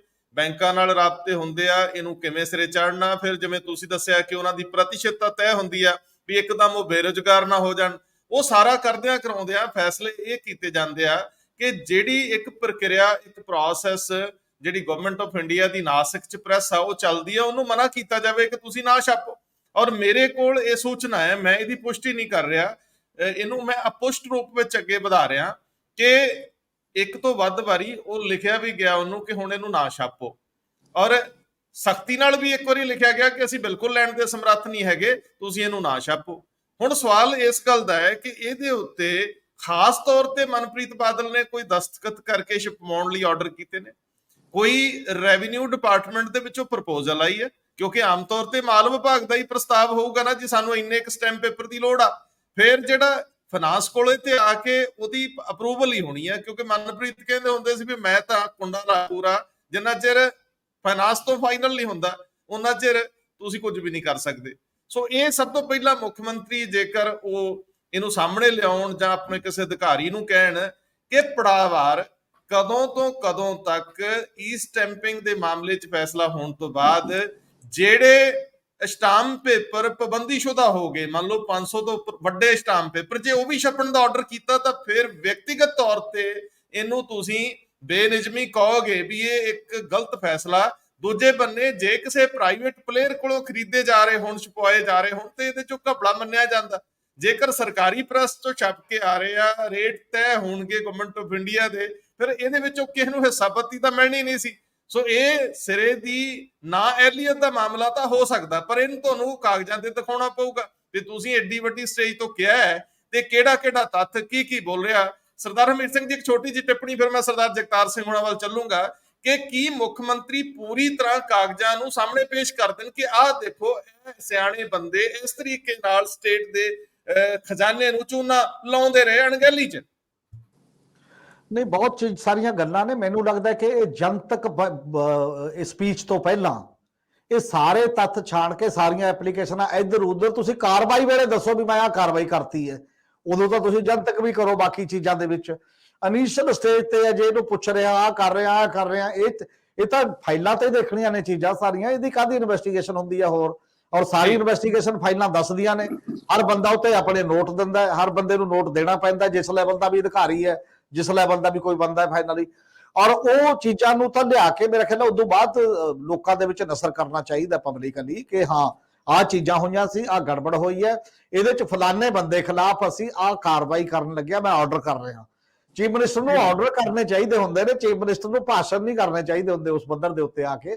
ਜਦ ਕੋਈ ਅਗਲੀ ਚੀਜ਼ ਪੁੱਛੇ ਤਾਂ ਦੇਖੀ ਜਾਊਗੀ। ਭਾਸ਼ਣ ਕਰਨ ਲਈ ਤਾਂ ਬਹੁਤ ਲੋਕ ਹੁੰਦੇ ਨੇ, ਵਿਚਾਰਿਆਂ ਕੋਲ ਪਾਵਰ ਨਹੀਂ ਹੁੰਦੀ, ਬੋਲੀ ਤਾਂ ਅਸੀਂ ਬਥੇਰਾ ਜਾਂਦੇ ਆ, ਪਰ ਉਹਦਾ ਕੀ ਮਤਲਬ? ਅਸੀਂ ਕਿਸੇ ਨੂੰ ਥੋੜੀ ਇੰਡਾਈਟ ਕਰ ਸਕਦੇ ਆ, ਪਰ ਇੰਡਾਈਟ ਕਰ ਸਕਦਾ ਜਿਹਦੇ ਕੋਲ ਇਹ ਪਾਵਰ ਹੈ। ਜੇਕਰ ਵਾਕਈ ਗੱਲ ਲੱਗਦੀ ਹੈ ਤਾਂ ਉਹਦੇ ਨਾਲ ਭਰੋਸਾ ਜ਼ਿਆਦਾ ਬਣਦਾ। ਕੱਲਾ ਕਹਿੰਦੇ ਰਹੋ। ਤੁਸੀਂ ਦੇਖੋ ਕਿੰਨਿਆਂ ਤੋਂ ਬੇਡਰਾ ਹੋਏ ਚੀਫ ਮਿਨਿਸਟਰ। ਉਹ ਇੱਕ ਖਿਡਾਰੀ ਨੂੰ ਲਿਆ ਕੇ ਉਹਦੇ ਬਾਪ ਨੂੰ ਨਾਲ ਲਾ ਕੇ ਚੰਨੀ ਤੇ ਇੱਕ ਐਲੀਗੇਸ਼ਨ ਲਾ ਕੇ ਇੰਨੇ ਪੈਸੇ ਮੰਗਦੇ ਸੀ, ਆ ਸੀ ਉਹ ਕੇਸ ਕਿੱਥੇ ਹੈ? ਤੇ ਲੋਕ ਪੁੱਛਦੇ ਨੇ ਕਿ ਤੁਸੀਂ public chief minister press conference ਕਰਦੇ ਨੇ ਆ ਕੇ ਇੱਕ, ਔਰ ਪਬਲਿਕਲੀ ਕਹਿੰਦੇ ਨੇ ਕਿ ਮੁੰਡੇ ਦੀ ਨੌਕਰੀ ਕਿੱਥੇ ਹੈ, ਕਿੱਥੇ ਡੀਐਸਪੀ ਲੱਗਿਆ ਹੋਇਆ। ਹੁਣ ਲੋਕ ਇਹ ਪੁੱਛਦੇ ਨੇ ਸੋਸ਼ਲ ਮੀਡੀਆ ਤੇ ਕਿ ਉਹ ਹੈ ਕੀ, ਉਹਦਾ ਕੋਈ ਜਵਾਬ ਨਹੀਂ ਆ ਰਿਹਾ ਸਾਰੀ ਸਰਕਾਰ ਦੇ ਵੱਲੋਂ ਕਿ ਹੈ ਜਾਂ ਨਹੀਂ ਹੈ, ਜਾਂ ਬਾਕੀ ਦੀਆਂ ਗੱਲਾਂ ਕੀ ਨੇ। ਇਸ ਲਈ ਜਿਹੜਾ ਸਕੋਰ ਸੈਟਿੰਗ ਦਾ ਸਿਸਟਮ ਹੁੰਦਾ ਨਾ, ਇਹ ਕਦੇ ਕਦੇ ਹੁੰਦਾ, ਇਹ ਵੋਟਾਂ ਵੇਲੇ ਹੁੰਦਾ, ਜਦੋਂ ਨੇੜੇ ਚਲੇ ਜਾਂਦੇ ਹੋ ਬਾਕੀ ਚੀਜ਼ਾਂ ਦੇ ਮਾਮਲੇ ਦੇ ਵਿੱਚ ਹੁੰਦਾ, ਪਰ ਹਰ ਵਾਰ ਉਸੇ ਮੋਡ 'ਚ ਰਹੋ ਤੁਸੀਂ। ਇਹ ਸ਼ਾਇਦ ਮੇਰਾ ਖਿਆਲ ਹੈ ਇਹਦੇ ਤੋਂ ਥੋੜਾ ਜਿਹਾ ਇਹ ਬਚਣਾ ਚਾਹੀਦਾ, ਗੁਰੇਜ਼ ਕਰਨਾ ਚਾਹੀਦਾ ਇਸ ਸਾਰੇ ਮਾਮਲੇ ਦੇ ਵਿੱਚੋਂ, ਨਹੀਂ ਤਾਂ ਤੁਹਾਡੇ ਤੋਂ ਕੰਮ ਨਹੀਂ ਹੁੰਦਾ, ਸੀਰੀਅਸ ਮਾਮਲੇ 'ਚੋਂ ਫਾਈਲ ਵਰਕ ਨਹੀਂ ਹੋਣਾ ਕਦੇ ਵੀ। ਸਰਦਾਰ ਜਗਤਾਰ ਸਿੰਘ ਜੀ, ਇਹਦਾ ਇੱਕ ਦੂਜਾ ਪਹਿਲੂ ਆ, ਮੈਂ ਇਹ ਜ਼ਰੂਰ ਸਮਝਣਾ ਚਾਹੂੰਗਾ ਤੁਹਾਡੇ ਤੋਂ ਕਿ ਮੁੱਖ ਮੰਤਰੀ ਦੇ ਪੱਧਰ ਤੇ ਇਹ ਤੇ ਹੋ ਨਹੀਂ ਸਕਦਾ ਕਿ ਤੱਥ ਤਸਦੀਕ ਕੀਤੇ ਬਿਨਾਂ ਮੁੱਖ ਮੰਤਰੀ ਨੇ ਬੋਲਿਆ ਹੋਵੇ। ਕਿਤੇ ਨਾ ਕੋਈ ਝੋਲ ਤਾਂ ਮੈਨੂੰ ਲੱਗਦਾ ਹੈ। ਮਤਲਬ ਕੋਈ ਵੀ ਮੁੱਖ ਮੰਤਰੀ ਉਹ ਇੱਕ ਵੱਡੀ ਸਟੇਜ ਤੋਂ ਜਿਹਦੇ ਇੱਕ ਇੱਕ ਸ਼ਬਦ ਦਾ ਮੁਲਾਂਕਣ ਹੋਣਾ, ਇੱਕ ਇੱਕ ਸ਼ਬਦ ਰਿਪੀਟਡਲੀ ਟੀਵੀ ਚੈਨਲਾਂ ਨੇ ਚਲਾਉਣਾ ਹੈ, ਉਹ ਸ਼ਬਦ ਡੈਫਾਮੇਟਰੀ ਨਹੀਂ ਹੋ ਸਕਦੇ ਵੀ ਕੱਲ ਨੂੰ ਮਨਪ੍ਰੀਤ ਬਾਦਲ ਕਹਿਣ ਕਿ ਮੇਰੀ ਇਮੇਜ ਤਾਰ-ਤਾਰ ਕਰਤੀ। ਕੁਛ ਤਾਂ ਹੈ, ਮੈਂ ਜ਼ਰੂਰ ਤੁਹਾਡੇ ਤੋਂ ਸਮਝਣਾ ਚਾਹੁੰਦਾ ਹੈ ਕਿ ਬਿਨਾਂ ਅੱਗ ਦੇ ਧੂਆਂ ਤਾਂ ਨਹੀਂ ਹੋ ਸਕਦਾ, ਗੱਲ ਕੋਈ ਹੈ। ਮੈਨੂੰ ਲੱਗਦਾ ਮੁੱਖ ਮੰਤਰੀ ਸਾਹਿਬ ਨੂੰ ਹੁਣ ਕਲੀਅਰ ਕਰ ਦੇਣੀ ਚਾਹੀਦੀ ਹੈ ਕਿਹੜੀ ਫਾਈਲ, ਕਿਤੇ ਹੋ ਸਕਦਾ ਗਲਤੀ ਦੇ ਵਿੱਚ, ਕਿਤੇ ਹੋ ਸਕਦਾ ਕਾਹਲੀ ਦੇ ਵਿੱਚ ਕਿਸੇ ਨੇ ਕਰਵਾ ਲਿਆ, ਕੋਈ ਧਿਆਨ ਚੋਂ ਨਿਕਲ ਗਿਆ, ਕੋਈ ਗੱਲ ਜ਼ਰੂਰ ਹੋਈ ਆ, ਨਹੀਂ ਤੇ ਇੰਨਾ ਹੁੱਬ ਕੇ ਮੁੱਖ ਮੰਤਰੀ ਕਦੇ ਨਹੀਂ ਕਹਿੰਦੇ ਹੁੰਦੇ। ਜਿਹੜਾ ਵਿਅਕਤੀ ਮੁੱਖ ਮੰਤਰੀ ਵਰਗੇ ਅਹਿਮ ਅਹੁਦੇ ਤੇ ਬੈਠਾ ਹੁੰਦਾ ਹੈ, ਉਹਦੇ ਮੂੰਹ ਦੇ ਵਿੱਚੋਂ ਨਿਕਲੇ ਇੱਕ ਇੱਕ ਲਫ਼ਜ਼ ਦੀ ਸੈਂਕਟਿਟੀ ਹੁੰਦੀ ਹੈ। ਤੇ ਖਾਸ ਕਰਕੇ ਜਦੋਂ ਉਹ ਵਿਅਕਤੀ ਸਿਆਸਤ ਦੀ ਥਾਂ ਸਰਕਾਰੀ ਕਿਸੇ ਫੈਸਲੇ ਦੀ ਗੱਲ ਕਰ ਰਿਹਾ ਹੋਵੇ ਤੇ ਇਹ ਐਕਸਪੈਕਟ ਕੀਤਾ ਜਾਂਦਾ ਹੈ ਕਿ ਉਹ ਬਿਲਕੁਲ ਠੀਕ ਗੱਲ ਕਰ ਰਿਹਾ ਹੋਵੇਗਾ ਤੇ ਉੱਤੇ ਕੋਈ ਕਿੰਤੂ ਕਰਨ ਦੀ ਗੁੰਜਾਇਸ਼ ਨਹੀਂ ਹੁੰਦੀ। ਮੈਂ ਇਹਨਾਂ ਦਾ ਭਾਸ਼ਣ ਸੁਣਿਆ ਸੀਗਾ। ਅੱਛਾ, ਉਦੋਂ ਨਾਰਮਲ ਇਹ ਦੇਖੀਦਾ ਕਿ ਇਹ ਇੰਟੈਂਸ਼ਨ ਕੀ ਲੱਗ ਰਹੀ ਹੈ ਜੇ ਸੀਐਮ ਕੋਈ ਐਸੀ ਸੀਰੀਅਸ ਗੱਲ ਕਰ ਰਿਹਾ ਹੈ ਕਿ ਕਿਉਂਕਿ ਉਹਨੇ ਹੁਣ ਹਮੀਰ ਹੋਰਾਂ ਨੇ ਦੱਸੇ 1266 ਕਰੋੜ ਵੈਲਿਊ ਦੇ ਸਟੈਂਪ ਪੇਪਰ ਤੇ ਉਹਦੇ ਪ੍ਰਿੰਟਿੰਗ ਕਾਸਟ ਤੇ ਹੁਣ ਜੇ ਲਿਆਉਣੇ ਹੋਣ ਤਾਂ ਉਹਨਾਂ ਦੇ ਰੇਲਵੇ ਨੂੰ ਕਿੰਨਾ ਫਰੇਟ ਦੇਣਾ ਪੈਣਾ, ਲਿਆ ਕੇ ਅੱਗ ਹੀ ਲਾਉਣੀ। ਉਹਨਾਂ ਨੇ 3 ਗੱਲਾਂ ਕੀਤੀਆਂ ਸੀਗੀਆਂ ਕਿ ਇਹ ਜਿਹੜੇ ਐਕਸਪੀਰੀਅੰਸਡ ਫਾਈਨਾਂਸ ਮਿਨਿਸਟਰ ਹੈ ਉਹ ਕਹਿੰਦੇ ਵੀ ਇਹਨਾਂ ਦੇ ਮੈਂ ਕਾਰਨਾਮੇ ਸੁਣਾਉਣਾ। ਉੱਥੋਂ ਗੱਲ ਸ਼ੁਰੂ ਹੋਈ ਸੀ। ਭਗਵੰਤ ਮਾਨ ਤੇ ਮਨਪ੍ਰੀਤ ਬਾਦਲ ਦੀ ਜਿਹੜੀ ਪਰਸਨਲ ਰਾਈਵਲਰੀ ਹੈ ਇਹ ਵੱਖਰਾ ਇਸ਼ੂ ਹੈ। ਪੰਜਾਬ ਨੇ ਇਹੋ ਜਿਹੀ ਬਿਟਰਨੈਸ ਇੱਕ ਵਾਰੀ ਪਹਿਲਾਂ ਵੀ ਦੇਖੀ ਸੀ, ਉਹ ਸੀ ਸਰਦਾਰ ਪ੍ਰਕਾਸ਼ ਸਿੰਘ ਬਾਦਲ ਤੇ ਕੈਪਟਨ ਅਮਰਿੰਦਰ ਸਿੰਘ। ਜਦੋਂ ਕੈਪਟਨ ਅਮਰਿੰਦਰ ਸਿੰਘ ਬਣੇ ਤੇ ਉਹਨਾਂ ਨੇ ਲਗਾਤਾਰ ਸਰਦਾਰ ਬਾਦਲ ਤੇ ਅਟੈਕ ਕੀਤਾ ਸੀ। ਕਾਰਨ ਸੀਗਾ ਕਿ ਕਿਸੇ ਜ਼ਮਾਨੇ ਦੇ ਵਿੱਚ ਬਾਦਲ ਸਾਹਿਬ ਨੇ 1997 ਦੇ ਇਲੈਕਸ਼ਨ ਤੋਂ ਪਹਿਲਾਂ ਇਹਨਾਂ ਨੂੰ ਅਸੈਂਬਲੀ ਟਿਕਟ ਡਿਨਾਈ ਕਰਤੇ ਸੀ ਪਟਿਆਲੇ। ਉਹ ਬਿਟਰਨੈਸ ਚੱਲੀ ਆ ਰਹੀ ਸੀ। ਅਲਟੀਮੇਟਲੀ ਇਹਨਾਂ ਨੇ ਪਾਰਟੀ ਛੱਡਤੀ, ਮੁੜ ਕੇ ਕਾਂਗਰਸ 'ਚ ਆ ਗਏ, ਸੀਐਮ ਬਣ ਗਏ। ਵੈਸੇ ਕੋਬੇ ਦੀ ਲੱਤ ਵੱਜੀ, ਰਾਸ ਆ ਗਈ ਉਦੋਂ ਇਹਨਾਂ ਨੂੰ ਤਾਂ। ਸੋ ਇੱਕ ਬਿਟਰਨੈਸ ਉਹ ਸੀ, ਇੱਕ ਬਿਟਰਨੈਸ ਹੁਣ ਦੇਖ ਕੇ ਜਾ ਰਹੀ ਹੈ। ਮੈਂ ਪੈਰਲਲ ਡਰਾ ਦੋਵਾਂ ਦਾ ਕਰਦਾ ਹੁੰਦਾ ਕਈ ਵਾਰੀ, ਕਿਉਂਕਿ ਦੋਵੇਂ ਇਕੱਠੇ ਸੀਗੇ ਤੇ ਇੱਕ ਰਾਈਜ਼ ਕਰ ਗਿਆ, ਦੂਜਾ ਇੱਕ ਥਾਂ ਤੇ ਰਹਿ ਗਿਆ। ਜਦੋਂ ਮੈਂ ਇਹਨਾਂ ਦਾ ਭਾਸ਼ਣ ਸੁਣਿਆ ਮੈਨੂੰ ਲੱਗਿਆ ਕਿ ਇਹ ਕਰਨਾ ਚਾਹੁੰਦੇ ਆ ਕਿ ਮਨਪ੍ਰੀਤ ਬਾਦਲ ਨੇ ਕੋਈ ਬਹੁਤ ਵੱਡਾ ਘਪਲਾ ਕੀਤਾ ਸੀ। ਕਿਉਂ ਗੱਲ 1266 ਕਰੋੜ ਤੇ ਕਿੰਨੇ ਅੱਗੇ ਪ੍ਰਿੰਟਿੰਗ ਕਾਸਟ ਇੰਨੇ ਕਰੋੜਾਂ ਦੀ ਗੱਲ ਹੋ ਰਹੀ ਹੈ ਤੇ ਆਮ ਜਿਹੜਾ ਵਿਊਅਰ ਹੈ, ਲਿਸਨਰ ਹੈ, ਉਹਨੂੰ ਲੱਗਦਾ ਕਿ ਵੱਡੇ ਘਪਲੇ ਦੀ ਗੱਲ ਹੋ ਰਹੀ ਹੈ। ਹੁਣ ਜਦੋਂ ਇਹ ਦੇਖੋ ਕਿ ਨਾਸਿਕ ਤਾਂ ਸਿਕਿਉਰਿਟੀ ਪ੍ਰੈਸ ਹੈਗੀ, government of India the press ਹੈਗੀ ਹੈ, ਉਹ ਤਾਂ ਘਪਲੇ ਵਾਲਾ ਮਤਲਬ ਹੀ ਨਹੀਂ। ਜੇ ਘਪਲਾ ਨਹੀਂ ਹੈ ਤੇ ਭਗਵੰਤ ਮਾਨ ਪ੍ਰੂਵ ਕੀ ਕਰਨਾ ਚਾਹੁੰਦੇ ਆ? ਕੀ ਮਿਸਮੈਨੇਜਮੈਂਟ ਪ੍ਰੂਵ ਕਰਨਾ ਚਾਹੁੰਦੇ ਆ? ਮਿਸਮੈਨੇਜਮੈਂਟ ਤਾਂ ਕਿਸੇ ਲੈਵਲ ਤੇ ਵੀ ਹੋ ਸਕਦੀ ਹੁੰਦੀ ਹੈ। ਇਹ ਪਹਿਲਾਂ ਗੱਲ ਸਾਰੀ ਕਲੀਅਰ ਹੋਵੇ, ਇਹ ਦੱਸਣ ਵੀ ਇਹ ਸਕੈਂਡਲ ਕੋਈ ਐਕਸਪੋਜ਼ ਕਰ ਰਹੇ ਸੀਗੇ। ਜੇ ਸਕੈਂਡਲ ਹੈ ਤੇ ਉਹ ਤੇ ਕੀ ਕਾਰਵਾਈ ਕਰ ਰਹੇ ਆ?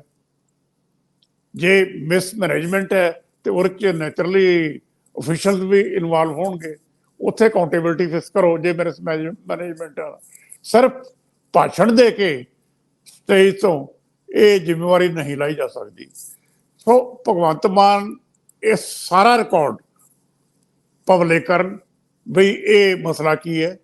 ਜੇ ਇਹਨਾਂ ਨੇ ਇੱਕ ਐਲੀਗੇਸ਼ਨ ਲਾਈ ਹੈ ਤੇ ਉਹਨੂੰ ਆਪਣੀ ਐਲੀਗੇਸ਼ਨ ਨੂੰ ਰੀਇਨਫੋਰਸ ਕਰਨ ਤੇ ਕਲੀਅਰ ਕਰਨ ਕਿ ਇਹ ਘਪਲੇ ਦੀ ਗੱਲ ਕਰ ਰਹੇ ਆ, ਮਿਸਮੈਨੇਜਮੈਂਟ ਦੀ ਗੱਲ ਕਰ ਰਹੇ ਆ। ਸਿਆਸਤ ਦੇ ਵਿੱਚ ਸਿਰਫ ਗੱਲੀ ਬਾਤੀ ਮੁੱਖ ਮੰਤਰੀ ਨੂੰ ਇਸ ਤਰ੍ਹਾਂ ਦੇ ਇਲਜ਼ਾਮ ਲਾਉਣ ਤੋਂ ਮੇਰੇ ਖਿਆਲ ਗੁਰੇਜ਼ ਕਰਨਾ ਚਾਹੀਦਾ ਜੀ। ਸਰਦਾਰ ਹਮੀਰ ਸਿੰਘ ਜੀ, ਦੂਜਾ ਮਾਮਲਾ ਇਹ ਤਾਂ ਅਸੀਂ ਹੁਣ ਮੁੱਖ ਮੰਤਰੀ ਸਾਹਿਬ ਤੇ ਛੱਡਦੇ ਹਾਂ। ਆਮ ਤੌਰ ਤੇ ਉਹ ਸਵਾਲ ਉਠਾ ਕੇ ਬਾਅਦ ਦੇ ਵਿੱਚ ਕਦੇ ਵੀ ਦੁਬਾਰਾ ਉਹਦੇ ਉੱਤੇ ਘੱਟ ਆਉਂਦੇ ਨੇ ਤੇ ਅਫੀਸ਼ੀਅਲ ਕੋਈ ਸਟੇਟਮੈਂਟ ਆਉਣ ਦੀ ਸੰਭਾਵਨਾ ਹੈ ਨਹੀਂ ਔਰ ਜਾਂਚ ਦੀ ਉਮੀਦ ਕੀਤੀ ਨਹੀਂ ਜਾ ਸਕਦੀ। ਲੇਕਿਨ ਹਾਂ, ਕੋਈ ਨਾ ਕੋਈ ਕਿਸੇ ਨਾ ਕਿਸੇ ਪਾਸਿਓਂ ਜੇ ਕੋਈ ਪਬਲਿਸ਼ ਹੋ ਸਕੇ ਤੱਥ, ਕਿਉਂਕਿ ਆਮ ਤੌਰ ਤੇ ਮੈਂ ਪਹਿਲਾਂ ਵੀ ਕਿਹਾ ਕਿ ਚੁਣ ਕੇ ਲੀਕੇਜ ਹੋ ਜਾਂਦੀ ਹੁੰਦੀ ਹੈ ਤੱਥਾਂ ਦੀ। ਜੇ ਆਉਂਦੇ ਆ ਤੇ ਅਸੀਂ ਉਹ ਸਾਹਮਣੇ ਰੱਖਾਂਗੇ। ਕੱਲ ਦੇ ਦਿਨ ਦੇ ਵਿੱਚ, ਵਰਕਿੰਗ ਡੇ ਦੇ ਵਿੱਚ ਯਤਨ ਕਰਾਂਗੇ ਕਿ ਉਹ ਸਾਰੇ ਅਧਿਕਾਰੀ ਜਿਹੜੇ ਸਮੇਂ-ਸਮੇਂ ਦੇ ਉੱਤੇ ਰੈਵਨਿਊ ਦੇ ਵਿੱਚ ਔਰ ਫਾਈਨਾਂਸ ਦੇ ਵਿੱਚ ਸੀਗੇ, ਉਹਨਾਂ ਤੋਂ ਸਮਝਣ ਦਾ ਯਤਨ ਕਰੀਏ ਕਿ ਸੱਚ ਕੀ ਹੈ। ਪਰ ਸਰਦਾਰ ਹਮੀਰ ਸਿੰਘ ਜੀ, ਅਸੀਂ ਕੱਲ ਸ਼ਾਮ ਨੂੰ ਇੱਕ ਮੁੱਦਾ ਹੋਰ ਲਿਆ ਸੀਗਾ, ਜਿਹੜਾ ਪ੍ਰੋਫੈਸਰ ਬਲਕਾਰ ਸਿੰਘ ਹੋਣਾ ਨੇ ਵੱਖ-ਵੱਖ ਮੌਕਿਆਂ ਤੇ ਚਿੱਠੀਆਂ ਲਿਖੀਆਂ ਸੀ ਗੁਰੂ ਗੋਬਿੰਦ ਸਿੰਘ ਫਾਊਂਡੇਸ਼ਨ ਨੂੰ ਲੈ ਕੇ। ਉਹਦੇ ਆਧਾਰ ਦੇ ਉੱਤੇ ਸਮਝਣ ਦਾ ਯਤਨ ਕੀਤਾ ਸੀ ਕਿ ਕੌਮੀ ਸੰਸਥਾਵਾਂ ਕਿਵੇਂ ਵਿਅਕਤੀਗਤ ਹੱਥਾਂ 'ਚ ਚਲੀਆਂ ਜਾਂਦੀਆਂ। ਸਰਦਾਰ ਤਰਲੋਚਨ ਸਿੰਘ ਸਾਬਕਾ MP ਵੀ ਨਾਲ ਸੀਗੇ। ਇਸ ਤੋਂ ਬਾਅਦ ਇੱਕ ਡਿਵੈਲਪਮੈਂਟ ਹੋਈ ਆ, ਤੁਹਾਡੇ ਨਾਲ ਪ੍ਰੋਫੈਸਰ ਬਲਕਾਰ ਸਿੰਘ ਹੋਰਾਂ ਗੱਲ ਕੀਤੀ ਹੈ। ਇੱਕ ਤਾਂ ਉਹਦੇ ਨਾਲ ਸਾਂਝ ਪਵਾ ਦਿਓ ਕਿ ਇਹਦੇ ਉੱਤੇ ਹੁਣ ਫਰਦਰ ਕੀ ਹੋ ਰਿਹਾ। ਦੂਜੇ ਬੰਨੇ ਮੈਂ ਇਸੇ ਮਾਮਲੇ ਨੂੰ ਸਰਦਾਰ ਜਗਤਾਰ ਸਿੰਘ ਹੋਰਾਂ ਕੋਲ ਲੈ ਕੇ ਜਾਣਾ ਚਾਹੂੰਗਾ ਕਿ ਅੱਜ ਇਸ ਮਾਮਲੇ ਤੇ ਵੱਡੀ ਬਹਿਸ ਵੀ ਛਿੜੀ ਸੋਸ਼ਲ ਮੀਡੀਆ ਪਲੇਟਫਾਰਮਸ ਤੇ। ਜਿਹੜੇ ਪੰਜੋਲੀ ਸਾਹਿਬ ਨੇ ਉਹ ਲਿਖ ਰਹੇ ਨੇ, ਡਾਕਟਰ ਜੌਲ ਕੁਝ ਕਹਿ ਰਹੇ ਨੇ, ਸਰਦਾਰਾ ਸਿੰਘ ਜੌਲ ਵੀ ਬੜੇ ਸੀਰੀਅਸ ਗੱਲਾਂ ਕਰ ਰਹੇ ਨੇ ਔਰ ਹੋਰ ਬਹੁਤ ਵੱਡੇ ਵਿਦਵਾਨ ਇਹਨਾਂ ਮਾਮਲਿਆਂ ਦੇ ਉੱਤੇ ਆਪਣੀ ਰਾਏ ਰੱਖ ਰਹੇ ਨੇ ਕਿ ਸ਼੍ਰੋਮਣੀ ਕਮੇਟੀ ਵੱਲੋਂ ਵੱਡੇ ਵੱਡੇ ਅਦਾਰੇ ਹੋਂਦ ਚੋਂ ਆਉਣ ਤੋਂ ਬਾਅਦ ਟਰਸਟ ਕਿਉਂ ਬਣੇ? ਸ਼੍ਰੋਮਣੀ ਕਮੇਟੀ ਐਕਟ ਤਹਿਤ ਆਈ ਆ, ਉਹ ਆਪਣੇ ਥੱਲੇ 50-60 ਸਕੂਲ ਕਾਲਜ ਚਲਾ ਰਹੀ ਆ, ਲੇਕਿਨ ਚੁਣ ਕੇ ਕੁਝ ਟਰਸਟ ਬਣਿਆ। ਸੋ ਉਹਦੇ ਉੱਤੇ ਮੈਂ ਸਰਦਾਰ ਜਗਤਾਰ ਸਿੰਘ ਹੋਣਾ ਤੋਂ ਬਹਿਸ ਸ਼ੁਰੂ ਕਰਨਾ ਚਾਹੂੰਗਾ। ਪਰ ਜਿਹੜਾ ਗੁਰੂ ਗੋਬਿੰਦ ਸਿੰਘ ਫਾਊਂਡੇਸ਼ਨ ਦਾ ਮਾਮਲਾ, ਜਸਬੀਰ ਸਿੰਘ ਆਹਲੂਵਾਲੀਆ ਮਰਹੂਮ, ਜਿਨ੍ਹਾਂ ਨੂੰ ਯੂਨੀਵਰਸਿਟੀ ਵਿੱਚ ਰਹਿੰਦੇ ਆ ਕਈ ਤਰ੍ਹਾਂ ਦੇ ਦੋਸ਼ਾਂ ਦਾ ਸਾਹਮਣਾ ਸੀ, ਅਦਾਲਤਾਂ ਦਾ ਸਾਹਮਣਾ ਕਰਨਾ ਪਿਆ, ਉਹ ਮਾਮਲੇ ਦੇ ਵਿੱਚ ਜਿਹੜੀ ਤੁਸੀਂ ਕੋਈ ਡਿਵੈਲਪਮੈਂਟ ਅੱਗੇ ਜ਼ਰੂਰ ਸੁਝਾ ਦਿਓ। ਅਸਲ ਦੇ ਵਿੱਚ ਜਸਵੀਰ ਸਿੰਘ ਆਹਲੂਵਾਲੀਆ ਕਾਫੀ ਪੋਲੀਟੀਕਲੀ ਕਾਫੀ ਨੇੜੇ ਅਕਾਲੀ ਲੀਡਰਾਂ ਦੇ, ਖਾਸ ਤੌਰ ਤੇ ਪ੍ਰਕਾਸ਼ ਸਿੰਘ ਬਾਦਲ ਦੇ ਕਾਫੀ ਨੇੜੇ ਮੰਨੇ ਜਾਂਦੇ ਰਹੇ ਨੇ। ਕਲੋਜ਼ ਆਫੀਸਰਾਂ ਚੋਂ ਸਲਾਹ ਵੀ ਦਿੰਦੇ ਰਹੇ ਨੇ ਬਹੁਤ ਮਾਮਲਿਆਂ 'ਚ ਕਿਹਾ ਜਾਂਦਾ। ਤੇ ਉਹਨਾਂ ਨੇ ਵੀ ਇੱਕ ਇੱਥੇ ਚੰਡੀਗੜ੍ਹ ਦੇ ਵਿੱਚ ਇੱਕ ਵੱਡਾ ਪਲਾਟ ਜਿਹੜਾ ਗੁਰੂ ਗੋਬਿੰਦ ਸਿੰਘ ਦੇ ਨਾਂ ਤੇ ਮਤਲਬ ਕੋਈ ਟਰਸਟ ਬਣਾ ਕੇ ਜਾਂ ਇੱਕ ਫਾਊਂਡੇਸ਼ਨ ਬਣਾ ਕੇ ਬਹੁਤ ਦੇਰ ਤੱਕ ਕੋਈ ਕੰਮ ਵੀ ਨਹੀਂ ਹੋਇਆ। ਬਹੁਤ ਲੰਮੇ ਸਮੇਂ ਤੱਕ ਐਵੇਂ ਵੀ ਬੈਠਦੇ ਰਹੇ, ਉਸੇ ਲੈਵਲ ਤੇ ਚੱਲਦਾ ਰਿਹਾ ਸਿਸਟਮ। ਉਹ ਜਿਹੇ ਪਲਾਟ ਜਿਵੇਂ ਇੱਧਰ ਇੱਕ ਕੇਂਦਰੀ ਸ੍ਰੀ ਗੁਰੂ ਸਿੰਘ ਸਭਾ ਦੇ ਲਈ ਗਿਆਨੀ ਗੁਰਦਿੱਤ ਸਿੰਘ ਉਹਨਾਂ ਨੇ ਵੀ ਲਿਆ ਸੀ। ਇੱਥੇ ਫਿਰ ਵੀ ਕੰਮ ਵੱਖ-ਵੱਖ ਟਾਈਪ ਦੇ ਲੋਕ ਕਰਨ ਲੱਗ ਗਏ। ਲਗਾਤਾਰ ਇੱਕ ਲਾਈਵ ਤੇ ਪਬਲਿਕ ਪਲੇਸ ਦੇ ਤੌਰ ਤੇ ਦਿਖਾਈ ਦਿੰਦਾ। ਪਰ ਉਹ ਗੁਰੂ ਗੋਬਿੰਦ ਸਿੰਘ ਫਾਊਂਡੇਸ਼ਨ ਜਿਹੜੀ ਸੀ, ਉਹ ਜਿਹੜਾ ਇੱਕ ਮਾਮਲਾ ਉੱਥੇ ਪਬਲਿਕ ਫੰਕਸ਼ਨ, ਪਬਲਿਕ ਦੇ ਲਈ ਬਾਕੀ ਦੀਆਂ ਚੀਜ਼ਾਂ, ਉਹ ਕਦੇ ਲੰਮੇ ਸਮੇਂ ਤੋਂ ਦਿਖਾਈ ਨਹੀਂ ਦਿੰਦੀਆਂ। ਔਰ ਇਹ ਵੀ ਫਿਰ ਐਲੀਗੇਸ਼ਨ ਲੱਗੇ ਸੀ ਕਿਸੇ ਨਾ ਕਿਸੇ ਰੂਪ ਦੇ ਵਿੱਚ ਕਿ ਉੱਥੇ ਉਹ ਬਣਾ ਵੀ ਦੋ ਉਹਦੇ ਹਿੱਸੇ ਦਿੱਤੇ। ਇੱਕ ਤੇ ਉਹਨਾਂ ਨੇ ਫੈਮਿਲੀ ਦਾ ਹੀ ਬਿਲਕੁਲ ਆਪਣੀ ਫੈਮਿਲੀ ਦੇ ਹਵਾਲੇ ਕਰਤਾ, ਦੂਜਾ ਇੱਕ ਡਿਫੰਕਟ ਟਾਈਪ ਦਾ ਟਰਸਟ ਵੀ ਉਸ ਲੈਵਲ ਤੇ ਗੱਲ ਕੀਤੀ ਜਾ ਰਹੀ ਹੈ। ਹੁਣ ਜਦੋਂ ਦੀ ਇਹ ਚਰਚਾ ਹੋ ਰਹੀ ਹੈ ਵੀ ਉਹਦਾ ਬਣਨਾ ਕੀ ਚਾਹੀਦਾ ਹੈ ਜਾਂ ਉਹ ਸਪੇਸ ਹੈ ਉਹਨੂੰ ਕਿਵੇਂ ਕੌਮੀ ਹਿੱਤ ਦੇ ਵਿੱਚ ਇਸਤੇਮਾਲ ਕੀਤਾ ਜਾਏ, ਵਰਤਿਆ ਜਾਏ, ਤਾਂ ਟਰਸਟ ਦੇ ਕੁਝ ਮੈਂਬਰ ਸ਼ਾਇਦ ਸਰਗਰਮ ਹੋਏ ਨੇ ਕਿ ਆਪਾਂ ਇਹਦੇ ਕੋਈ ਗੱਲ ਕਰ ਲਈਏ। ਪਰਸੋਂ ਨੂੰ ਇੱਕ ਮੀਟਿੰਗ ਫਿਰ ਉਹਨਾਂ ਸਾਰੇ ਮੈਂਬਰਾਂ ਨੇ ਰੱਖੀ ਹੈ ਚੰਡੀਗੜ੍ਹ ਦੇ ਵਿੱਚ ਹੀ, ਉਹਦੇ ਬਾਰੇ ਵਿਚਾਰ ਕਰਨ ਦੇ ਵਾਸਤੇ ਟੋਟਲੀ ਕਿ ਅੱਗੇ ਰਣਨੀਤੀ ਕੀ ਹੋਣੀ ਚਾਹੀਦੀ ਹੈ, ਕਿਸ ਲੈਵਲ ਦੇ ਕੋਈ ਲੜਾਈ ਲੜੀ ਜਾਵੇ, ਕਿਸ ਮੰਚ ਤੇ, ਕਿਸ ਪਲੇਟਫਾਰਮ ਤੇ ਇਹਨਾਂ ਗੱਲਾਂ ਨੂੰ ਉਠਾਇਆ ਜਾਏ, ਤਾਂ ਕਿ ਉਹ ਜਿਹੜਾ ਟੋਟਲ ਫਾਊਂਡੇਸ਼ਨ ਦਾ ਇੱਕ ਸਟਰਕਚਰ ਸੀ, ਕੀ ਮਕਸਦ ਸੀ, ਮਕਸਦ ਅਚੀਵ ਕਿਉਂ ਨਹੀਂ ਹੋਇਆ, ਅੱਗੇ ਉਹਦੇ ਕਿਹੜੇ ਮਕਸਦ ਨੂੰ ਅਚੀਵ ਕਰਨ ਦੇ ਲਈ ਨਵੇਂ ਟਰਸਟ ਨੂੰ ਨਵਾਇਆ ਜਾਵੇ, ਜਾਂ ਉਹਦੇ ਕੋਈ ਡਾਕੂਮੈਂਟਸ ਨੇ ਜਿਹੜੇ ਉਹ ਕੀ ਨੇ ਤੇ ਉਹਨਾਂ ਨੂੰ ਨਵੇਂ ਸਿਰਿਓਂ ਡੈਮੋਕ੍ਰੇਟਾਈਜ਼ ਕੀਤਾ ਜਾਏ। ਉਹ ਸਾਰੇ ਮਾਮਲੇ ਨੇ ਆਪਸ ਦੇ ਵਿੱਚ, ਔਰ ਉਹ ਸਾਰੇ ਮਾਮਲਿਆਂ ਨਾਲ ਜੁੜ ਕੇ ਫਿਰ ਬਾਕੀ ਦੀਆਂ ਚੀਜ਼ਾਂ ਨਿਕਲਦੀਆਂ ਨੇ। ਜਿਵੇਂ ਆ ਬਾਕੀ ਟਰਸਟਾਂ ਦੀ ਗੱਲ ਕੀਤੀ ਹੈ, ਉਵੇਂ ਟਰਸਟਾਂ ਦੇ ਨਾਲ ਸ਼੍ਰੋਮਣੀ ਕਮੇਟੀ ਦੀ ਬਹੁਤ ਇਲਾਕੇ ਜ਼ਮੀਨ ਵੀ ਹੈ ਜਿਹੜੀ ਠੇਕੇ ਤੇ ਚੜ੍ਹਦੀ ਹੈ। ਇਹ ਐਲੀਗੇਸ਼ਨ ਵੀ ਵਾਰ-ਵਾਰ ਲੱਗਦਾ ਕਿ ਸ਼੍ਰੋਮਣੀ ਕਮੇਟੀ ਨਾਲ ਜੁੜੇ ਉਹ ਬਹੁਤ ਨੋਮੀਨਲ, ਮਤਲਬ ਮਾਰਕੀਟ ਰੇਟ ਦੇ ਠੇਕੇ ਤੇ ਨਹੀਂ ਲੈਂਦੇ, ਬਹੁਤ ਨੋਮੀਨਲ ਰੇਟ ਤੇ ਉਹ ਜ਼ਮੀਨਾਂ ਵਾਹੀਆਂ ਜਾ ਰਹੀਆਂ ਨੇ ਤੇ ਜਿੰਨੀ ਆਮਦਨ ਸ਼੍ਰੋਮਣੀ ਕਮੇਟੀ ਨੂੰ ਹੋ ਸਕਦੀ ਹੈ ਉਨੀ ਆਮਦਨ ਨਹੀਂ ਆਈ। ਵੱਖ-ਵੱਖ ਜਗ੍ਹਾ ਰੌਲੇ ਵੀ ਪਏ ਨੇ, ਕਈ ਵਾਰ ਉਹਨਾਂ ਮਾਮਲਿਆਂ ਦੇ ਕੁਝ ਲੋਕਾਂ ਨੇ ਉਠਾਏ ਨੇ ਵੱਖ-ਵੱਖ ਜਗ੍ਹਾ ਦੇ ਉੱਤੇ। ਹੁਣ ਇਹ ਸਾਰੀਆਂ ਗੱਲਾਂ ਦੇ ਵਿੱਚ ਤਾਂ ਇੱਕੋ ਹੀ ਗੱਲ ਹੈ ਵੀ ਜਾਂ ਤਾਂ ਸ਼੍ਰੋਮਣੀ ਕਮੇਟੀ ਹੀ ਸਾਰਾ ਲੋਕ, ਜਦੋਂ ਕੋਈ ਮੁੱਦਾ ਉੱਠ ਜਾਂਦਾ ਹੈ ਤਾਂ ਆਪ ਮੁਹਾਰਾ ਹੀ ਕਰ ਦੋ, ਤਾਂ ਨਹੀਂ ਤਾਂ ਲੋਕ ਅੰਦਰ ਦੇਖਦੇ ਰਹਿੰਦੇ ਨੇ ਵੀ ਆਹ ਸਾਡੇ ਟਰਸਟ ਨੇ ਬਣਾਉਣ ਦੀ ਵਜ੍ਹਾ ਆ ਹੈ, ਆ ਉਹਦੇ ਪਿੱਛੇ ਰੀਜਨ ਸੀਗੇ, ਜਾਂ ਇੰਨੀ ਜ਼ਮੀਨ ਹੈ ਕਿਹਨੂੰ ਦਿੱਤੀ ਹੋਈ ਹੈ, ਕੀ ਉਹ ਕਮਰਸ਼ੀਅਲ ਬੋਲੀ ਹੁੰਦੀ ਹੈ ਜਾਂ ਵੈਸੇ ਦੱਬੀ ਹੋਈ ਹੈ ਜਾਂ ਵੈਸੇ ਨੋਮੀਨਲ ਠੇਕਾ ਦੇ ਦਿੱਤਾ ਜਾਂਦਾ ਤੇ ਉਹਦੇ ਨਾਲ ਚੱਲ ਰਿਹਾ ਕੰਮ। ਉਹ ਸਾਰੀਆਂ ਚੀਜ਼ਾਂ, ਕਿਉਂਕਿ ਇਹ ਕੰਮ ਕਿਸੇ ਦਾ ਇੰਡੀਵਿਜੂਅਲ ਨਹੀਂ ਹੈ, ਇਹ ਕੰਮ ਇੱਕ ਓਵਰਆਲ ਰਿਲੀਜਨ ਦਾ, ਇੱਕ ਡੈਮੋਕ੍ਰੈਟਿਕਲੀ ਇਲੈਕਟਡ ਆਰਗੇਨਾਈਜੇਸ਼ਨ ਹੈ। ਔਰ ਉਸ ਆਰਗੇਨਾਈਜੇਸ਼ਨ ਦਾ ਸਾਰਾ ਹਿਸਾਬ ਵੀ ਹੁੰਦਾ, ਟੋਟਲ ਮਤਲਬ ਆਡਿਟ ਹੁੰਦਾ ਹੈ, ਸਭ ਚੀਜ਼ਾਂ ਉਸ ਲੈਵਲ ਤੇ ਆਉਂਦੀਆਂ ਨੇ ਜਿਸ ਲੈਵਲ ਤੇ, ਤਾਂ ਉਹਨੂੰ ਆਪਣੇ ਆਪ ਹੀ, ਕਿਉਂਕਿ ਆਪਣੀ ਭਰੋਸੇਯੋਗਤਾ ਦੇ ਵਿੱਚ ਕੋਈ ਕਿਸੇ ਨਾ ਕਿਸੇ ਟਾਈਪ ਦੀ ਕੋਈ ਪਾਰਦਰਸ਼ੀ ਤਰੀਕੇ ਦੇ ਨਾਲ ਇੱਕ ਵਾਰ ਸਾਰਾ ਕੁਝ ਲੋਕਾਂ ਦੇ ਸਾਹਮਣੇ ਜ਼ਰੂਰ ਲਿਆ ਦੇਣਾ ਚਾਹੀਦਾ ਤਾਂ ਕਿ ਲੋਕਾਂ ਨੂੰ ਪਤਾ ਲੱਗੇ ਕਿ ਸਾਡੀ ਸੰਸਥਾ ਆ ਕਰ ਰਹੀ ਹੈ। ਜੀ ਸਰਦਾਰ ਜਗਤਾਰ ਸਿੰਘ ਜੀ, ਤੁਸੀਂ ਗੈਰ ਰਸਮੀ ਗੱਲਬਾਤ ਦੇ ਵਿੱਚ ਜ਼ਿਕਰ ਕਰ ਰਹੇ ਸੀਗੇ, ਤੁਹਾਡੇ ਅਨੁਭਵ ਵੀ ਨੇ ਗੁਰੂ ਗੋਬਿੰਦ ਸਿੰਘ ਫਾਊਂਡੇਸ਼ਨ ਨੂੰ ਲੈ ਕੇ।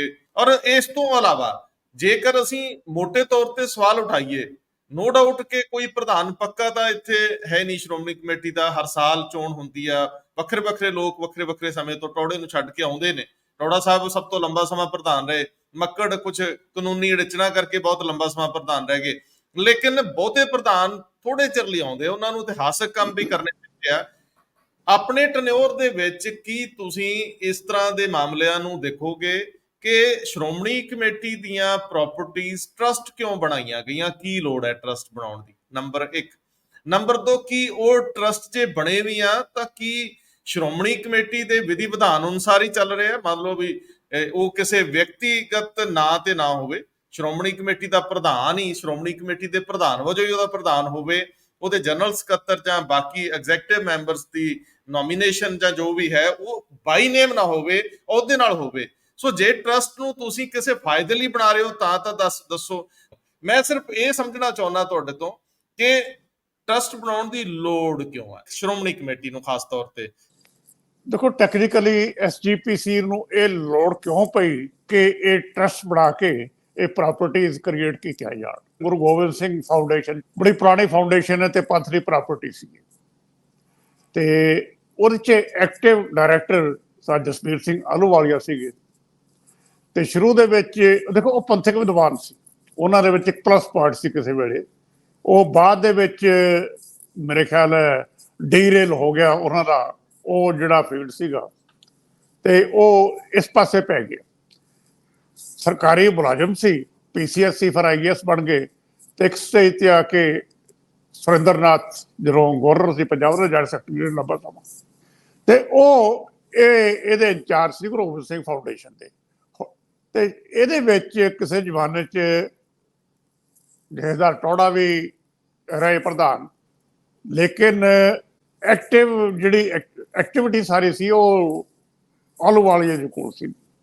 ਹੌਲੀ ਹੌਲੀ ਉਹਨਾਂ ਨੇ ਫਾਊਂਡੇਸ਼ਨ ਦੇ ਵਿੱਚੋਂ ਇੱਕ ਨਵਾਂ ਟਰਸਟ ਬਣਾ ਲਿਆ, Guru Gobind Singh foundation properties trust.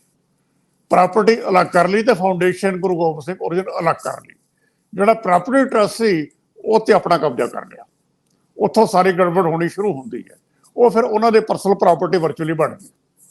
ਇਹ ਕਿਸ ਤਰ੍ਹਾਂ ਹੋਇਆ, ਕਿਉਂ ਅਲਾਉ ਕੀਤਾ, ਉਹ ਸਾਰੀ ਇਹਦੀ ਇਨਵੈਸਟੀਗੇਸ਼ਨ ਮੇਰੇ ਖਿਆਲ 'ਚ ਇੱਕ ਪੰਥਕ ਬੋਡੀ ਬਣਾ ਕੇ ਕੀਤੀ ਜਾਣੀ ਚਾਹੀਦੀ ਹੈ। ਐਸਾ ਬਿਆਨ ਸਿੰਘ ਜਿਹੜਾ ਮੁੱਖ ਮੰਤਰੀ ਹੁੰਦੇ ਸੀਗੇ, ਉਹ ਵੀ ਇਸ ਫਾਊਂਡੇਸ਼ਨ ਦੇ ਚੇਅਰਮੈਨ ਉਹਨੇ ਬਣਾਏ ਸੀ, ਆਹਲੂਵਾਲੀਆ ਜੀ ਨੇ। ਮਤਲਬ ਜਦੋਂ ਕਵਰ ਅਪ ਕਰਨਾ ਹੋਵੇ ਕਿਸੇ ਮਿਸਯੂਜ਼ ਨੂੰ, ਤੁਸੀਂ ਪੋਜੀਸ਼ਨ ਤੇ ਜੇ ਸਰਕਾਰ 'ਚ ਬੈਠੇ ਹੈ ਤਾਂ ਹਾਇਰ ਅਪਸ ਨੂੰ ਇਨਵੋਲਵ ਕਰ ਲਓ ਤੇ ਆਪਣੇ ਮਿਸਡੀਡ ਤੁਸੀਂ ਕਵਰ ਅਪ ਕਰਦੇ ਚਲੇ ਜਾਓ। ਸੋ ਇਹਦੀ ਬੈਕਗਰਾਉਂਡ ਇਸ ਫਾਊਂਡੇਸ਼ਨ ਦੇ ਇਹ ਹੈ, ਸਿਰਫ ਸੈਮੀਨਾਰ ਕਰਾਉਂਦੇ ਸੀਗੇ, ਇਸ ਤੋਂ ਬਾਅਦ ਇਹਨਾਂ ਦੀ ਕਦੇ ਕੋਈ ਐਕਟੀਵਿਟੀ ਰਹੀ ਨਹੀਂ ਗਈ। ਜਦ ਕਿ ਇਹਦੇ 'ਚ ਮੇਰੇ ਖਿਆਲ ਸ਼ਾਇਦ ਕੋਈ ਪ੍ਰਿੰਟਿੰਗ ਪ੍ਰੈਸ ਲਾਉਣ ਦਾ ਓਰੀਜਨਲ ਇਹਦੇ 'ਚ ਕੋਈ ਪਲਾਨ ਸੀਗਾ। ਇੱਕ ਪ੍ਰਾਪਰਟੀ ਤਾਂ ਇਹ ਸੀਗੀ ਜਿਹੜੀ ਪ੍ਰਾਈਵੇਟ ਹੱਥਾਂ ਦੇ ਵਿੱਚ ਚਲੀ ਗਈ। ਮੀਰੀ ਪੀਰੀ ਫਾਊਂਡੇਸ਼ਨ ਕਿਸੇ ਹੋਰ ਲੈਵਲ ਤੇ ਸ਼ੁਰੂ ਹੋਈ ਸੀ ਤੇ ਉਹ ਪ੍ਰਾਪਰਟੀ ਐਸਜੀਪੀਸੀ ਨੂੰ ਹੈਂਡ ਓਵਰ ਕੀਤੀ ਗਈ ਸੀ। ਉਹਦੇ ਪਿੱਛੇ ਸ਼ੁਰੂ ਦੇ ਵਿੱਚ ਲੋਕ ਹੋਰ ਸੀਗੇ ਤੇ ਅਲਟੀਮੇਟਲੀ ਐਸਜੀਪੀਸੀ ਕੋਲ ਆ ਗਈ ਤੇ ਉੱਥੇ ਜਿਹੜਾ ਟਰਸਟ ਬਣਿਆ ਮੀਰੀ ਪੀਰੀ ਮੈਡੀਕਲ ਕਾਲਜ ਦਾ, ਉਹਦੇ ਲਾਈਫ ਲਾਂਗ ਚੇਅਰਮੈਨ ਬਣ ਕੇ ਸੀ ਪ੍ਰਕਾਸ਼ ਸਿੰਘ ਬਾਦਲ। ਸੋ ਵਰਚੁਅਲੀ ਉਹ ਪ੍ਰਾਪਰਟੀ ਉਧਰ ਚਲੀ ਗਈ। ਹੁਣ ਇਹ ਲੋੜ ਕਿਉਂ ਪੈਂਦੀ ਹੈ? ਇੱਕ ਸਟੇਜ ਤੇ ਆ ਕੇ ਭਾਈ ਰਣਜੀਤ ਸਿੰਘ ਹੋਰਾਂ ਨੇ ਇਹ ਲਗਾਤਾਰ ਇਸ਼ੂ ਟੇਕ ਅਪ ਕੀਤਾ ਸੀ ਵੀ ਜਿਹੜੀ ਇਹੋ ਜਿਹੀਆਂ ਪ੍ਰਾਪਰਟੀਆਂ ਹੈਗੀਆਂ ਐਸਜੀਪੀਸੀ ਦੀਆਂ, ਉਹ ਨਿੱਜੀ ਹੱਥਾਂ ਦੇ ਵਿੱਚ ਕਿਉਂ ਚਲੀਆਂ ਗਈਆਂ ਤੇ ਇਹਦੇ ਵਾਸਤੇ ਕੌਣ ਜ਼ਿੰਮੇਦਾਰ ਹੈ? ਇਹ ਸਿਰਫ ਇਹ ਨਹੀਂ ਕਿ ਇਹ ਪ੍ਰਾਪਰਟੀਆਂ ਨਿੱਜੀ ਹੱਥਾਂ ਚਲੀਆਂ ਗਈਆਂ, ਜਿਹੜੀਆਂ ਪ੍ਰਾਪਰਟੀਆਂ ਮਸਲਨ ਕਲਗੀਧਰ ਨਿਵਾਸ ਚੰਡੀਗੜ੍ਹ ਜਿਹੜੀ ਨਿੱਜੀ ਹੱਥਾਂ 'ਚ ਨਹੀਂ ਹੈ, ਹੁਣ ਵੀ ਐਸਜੀਪੀਸੀ ਕੋਲ ਹੈ, ਉਹਦਾ ਮਿਸਯੂਜ਼ ਲਗਾਤਾਰ ਹੋਇਆ। ਮਿਸਯੂਜ਼ ਕੌਣ ਕਰਦਾ ਹੈ? ਇਹ ਵੀ ਰਿਕਾਰਡ ਦਾ ਪਾਰਟ ਹੈ। ਉੱਥੇ ਸਿਕਿਉਰਿਟੀ ਕਿਹੜੀ ਠਹਿਰਦੀ ਹੈ, ਕਿਹੜੇ ਲੀਡਰਾਂ ਦੀ ਠਹਿਰਦੀ ਹੈ? ਜਾਂ ਗੁਰਦੁਆਰਾ ਅੰਬ ਸਾਹਿਬ ਉਹਦੀ ਸਰਾਂ ਦਾ ਇੱਕ ਫਲੋਰ ਕਿਹਦੇ ਕੋਲ ਸੀ, ਕਿਹਦੀ ਸਿਕਿਉਰਿਟੀ ਕੋਲ ਸੀ? ਇਹ ਜਿਹੜੀਆਂ ਪੰਥਕ ਪ੍ਰਾਪਰਟੀਆਂ ਤੇ ਕਬਜ਼ਾ ਕਰਨਾ ਤੇ ਮਿਸਯੂਜ਼ ਕਰਨਾ, ਇੱਕ ਐਸਪੈਕਟ ਤਾਂ ਇਹ ਹੈ। ਦੂਸਰਾ, ਜਿਹੜੀ ਪ੍ਰਾਪਰਟੀ ਦਾ ਟਰਸਟ ਨਹੀਂ ਹੈ, ਮਸਲਨ ਗੁਰਦੁਆਰਿਆਂ ਦੀ ਪ੍ਰਾਪਰਟੀ ਜ਼ਮੀਨਾਂ ਜਿਨ੍ਹਾਂ ਨੂੰ ਰਿਕਾਰਡ ਦੇ ਵਿੱਚ ਲੀਜ਼ ਤੇ ਦਿੱਤਾ ਜਾਂਦਾ ਹੈ, ਲੇਕਿਨ ਲੀਜ਼ ਨੋਮੀਨਲ ਹੈ। ਇੱਕ 1920 ਦੇ ਵਿੱਚ ਜਦੋਂ ਐਸਜੀਪੀਸੀ ਬਣੀ ਸੀਗੀ, ਉਦੋਂ ਮੰਤਾਂ ਨੂੰ ਕੱਢ ਕੇ ਬਣੀ ਸੀਗੀ। ਉਹਨਾਂ ਦੀ ਥਾਂ ਤੇ ਹੌਲੀ ਹੌਲੀ ਮਾਡਰਨ ਡੇ ਮੰਤਾਂ ਨੇ ਕਬਜ਼ਾ ਕਰ ਲਿਆ। ਅੱਜ ਦੀ ਸਿਚੁਏਸ਼ਨ ਇਹ ਹੈ ਕਿ ਐਸਜੀਪੀਸੀ ਦੀ ਪ੍ਰਾਪਰਟੀ ਇੱਕ ਤਰੀਕੇ ਦੇ ਨਾਲ ਇਹ ਨਵੇਂ ਮੰਤਾਂ ਦੇ ਕੋਲੇ ਹੈ। ਸੋ ਇਹਦੀ ਪੂਰੀ ਇੱਕ ਇਨਵੈਸਟੀਗੇਸ਼ਨ ਕਰਨ ਦੀ ਲੋੜ ਹੈਗੀ ਹੈ। ਪੰਥ ਨੂੰ ਇਹਦੇ ਬਾਰੇ ਜਾਗਰੂਕ ਹੋਣਾ ਚਾਹੀਦਾ ਹੈ ਕਿ ਇਹ ਸਾਰਾ ਕੁਝ ਕੀ ਹੋ ਰਿਹਾ।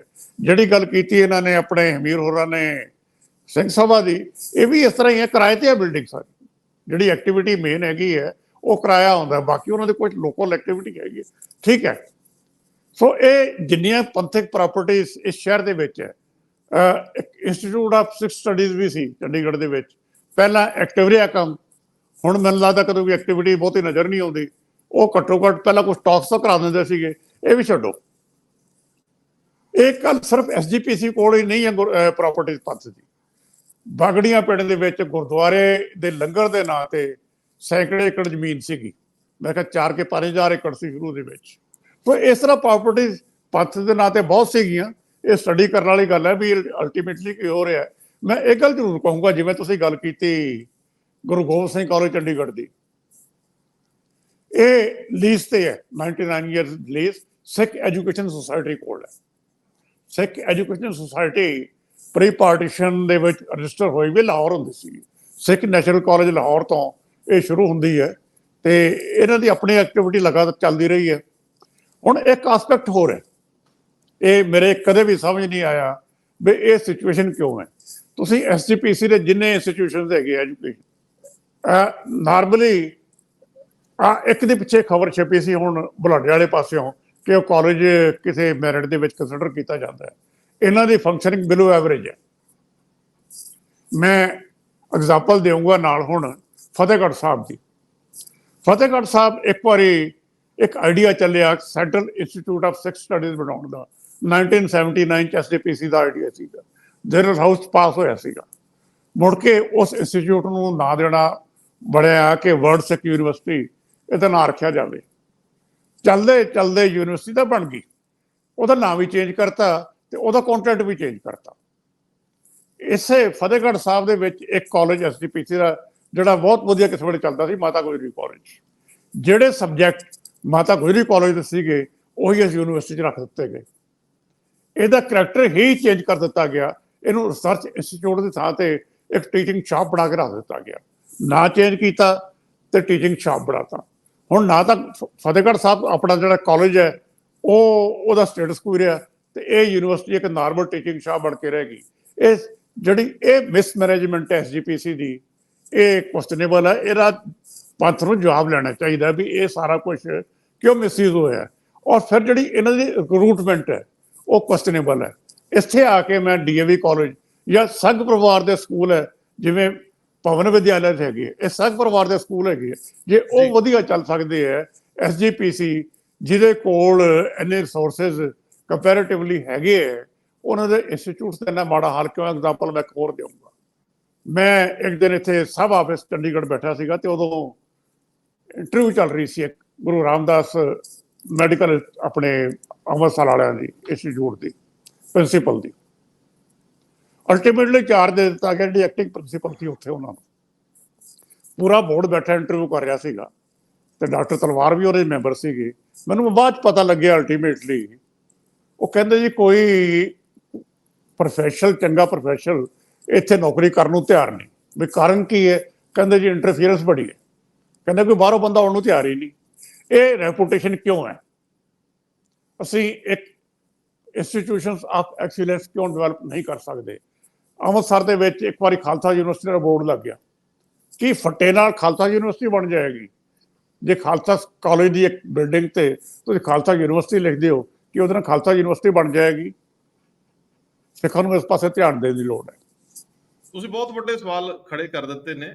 ਇਹ ਤਾਂ ਸ਼੍ਰੋਮਣੀ ਕਮੇਟੀ ਦੇ ਪ੍ਰਧਾਨਾਂ ਨੂੰ, ਉਹਦੀ ਕਾਰਜਕਾਰਨੀ ਨੂੰ ਸੋਚਣ ਦੀ ਲੋੜ ਹੈ ਕਿ ਜਦੋਂ ਵਰਲਡ ਸਿੱਖ ਯੂਨੀਵਰਸਿਟੀ ਦਾ ਕੰਸੈਪਟ ਉਲੀਕਿਆ ਜਾ ਰਿਹਾ ਸੀਗਾ, ਵਿਉਂਤਿਆ ਜਾ ਰਿਹਾ ਸੀ ਸਾਰਾ ਕੁਝ, ਤਾਂ ਇੱਕੋ ਹੀ ਸਥਾਨ ਤੇ ਜਿੱਥੇ ਤੁਹਾਡਾ ਆਪਣਾ ਕਾਲਜ ਜਿਹਦੀ ਗਿਣਤੀ 3 ਤੋਂ 5000 ਜਾਂ 6000 ਵਿਦਿਆਰਥੀਆਂ ਦੀ ਹੋਵੇ ਤੇ ਉਹਦੇ ਨਾਲ ਤੁਸੀਂ ਯੂਨੀਵਰਸਿਟੀ ਔਰ ਉਹੀ ਤਰ੍ਹਾਂ ਦੇ ਉਸੇ ਤਰ੍ਹਾਂ ਦੀ ਵਰਕਿੰਗ ਦੇ ਨਾਲ ਸ਼ੁਰੂ ਕਰੋਗੇ ਤਾਂ ਕੁਦਰਤੀ ਤੌਰ ਤੇ ਕਾਲਜ ਤੇ ਅਸਰ ਪਏਗਾ ਜਾਂ ਯੂਨੀਵਰਸਿਟੀ ਤੇ। ਔਰ ਯੂਨੀਵਰਸਿਟੀ ਬਣਾਉਣ ਤੋਂ ਬਾਅਦ ਸਾਡੀ ਯੂਨੀਵਰਸਿਟੀ ਜਿਹੜੀ ਸਿੱਖਾਂ ਦੀ ਯੂਨੀਵਰਸਿਟੀ ਆ ਉਹ ਕਿਉਂ ਨਹੀਂ ਚੱਲ ਸਕੀ, ਜਦੋਂ ਕਿ ਪ੍ਰਾਈਵੇਟ ਸੈਕਟਰ ਦੀਆਂ ਸਾਰੀਆਂ ਯੂਨੀਵਰਸਿਟੀਆਂ ਵਿੱਚ ਐਵਰੇਜ 10,000 ਤੋਂ ਵੱਧ ਸਟੂਡੈਂਟ ਹੈ।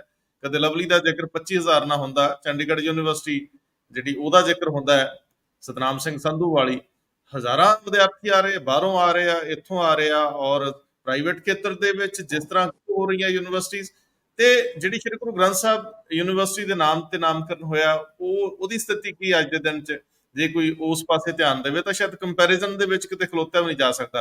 ਤੁਸੀਂ ਜ਼ਿਕਰ ਕੀਤਾ DAV ਇੰਸਟੀਟਿਊਸ਼ਨਸ ਦਾ, ਆਪਾਂ ਜੇ ਥੋੜਾ ਜਿਹਾ ਆਪਣੇ ਵੱਲ ਝਾਤੀ ਮਾਰੀਏ ਤਾਂ ਜਿਹੜੇ ਚੀਫ ਖਾਲਸਾ ਦੀਵਾਨ ਦੇ ਸਕੂਲ ਨੇ ਜਾਂ ਕੋਈ 2-4 ਉਹਨਾਂ ਦੇ ਕਾਲਜ ਨੇ, ਉਹ ਵੀ ਬਿਹਤਰ ਸਥਿਤੀ 'ਚ ਨੇ ਕੰਪੈਰੀਜ਼ਨ ਦੇ ਵਿੱਚ। ਤਾਂ ਮੇਰਾ ਖਿਆਲ ਉੱਥੇ ਸ਼੍ਰੋਮਣੀ ਕਮੇਟੀ ਨੂੰ ਦੇਖਣ ਦੀ ਲੋੜ ਆ।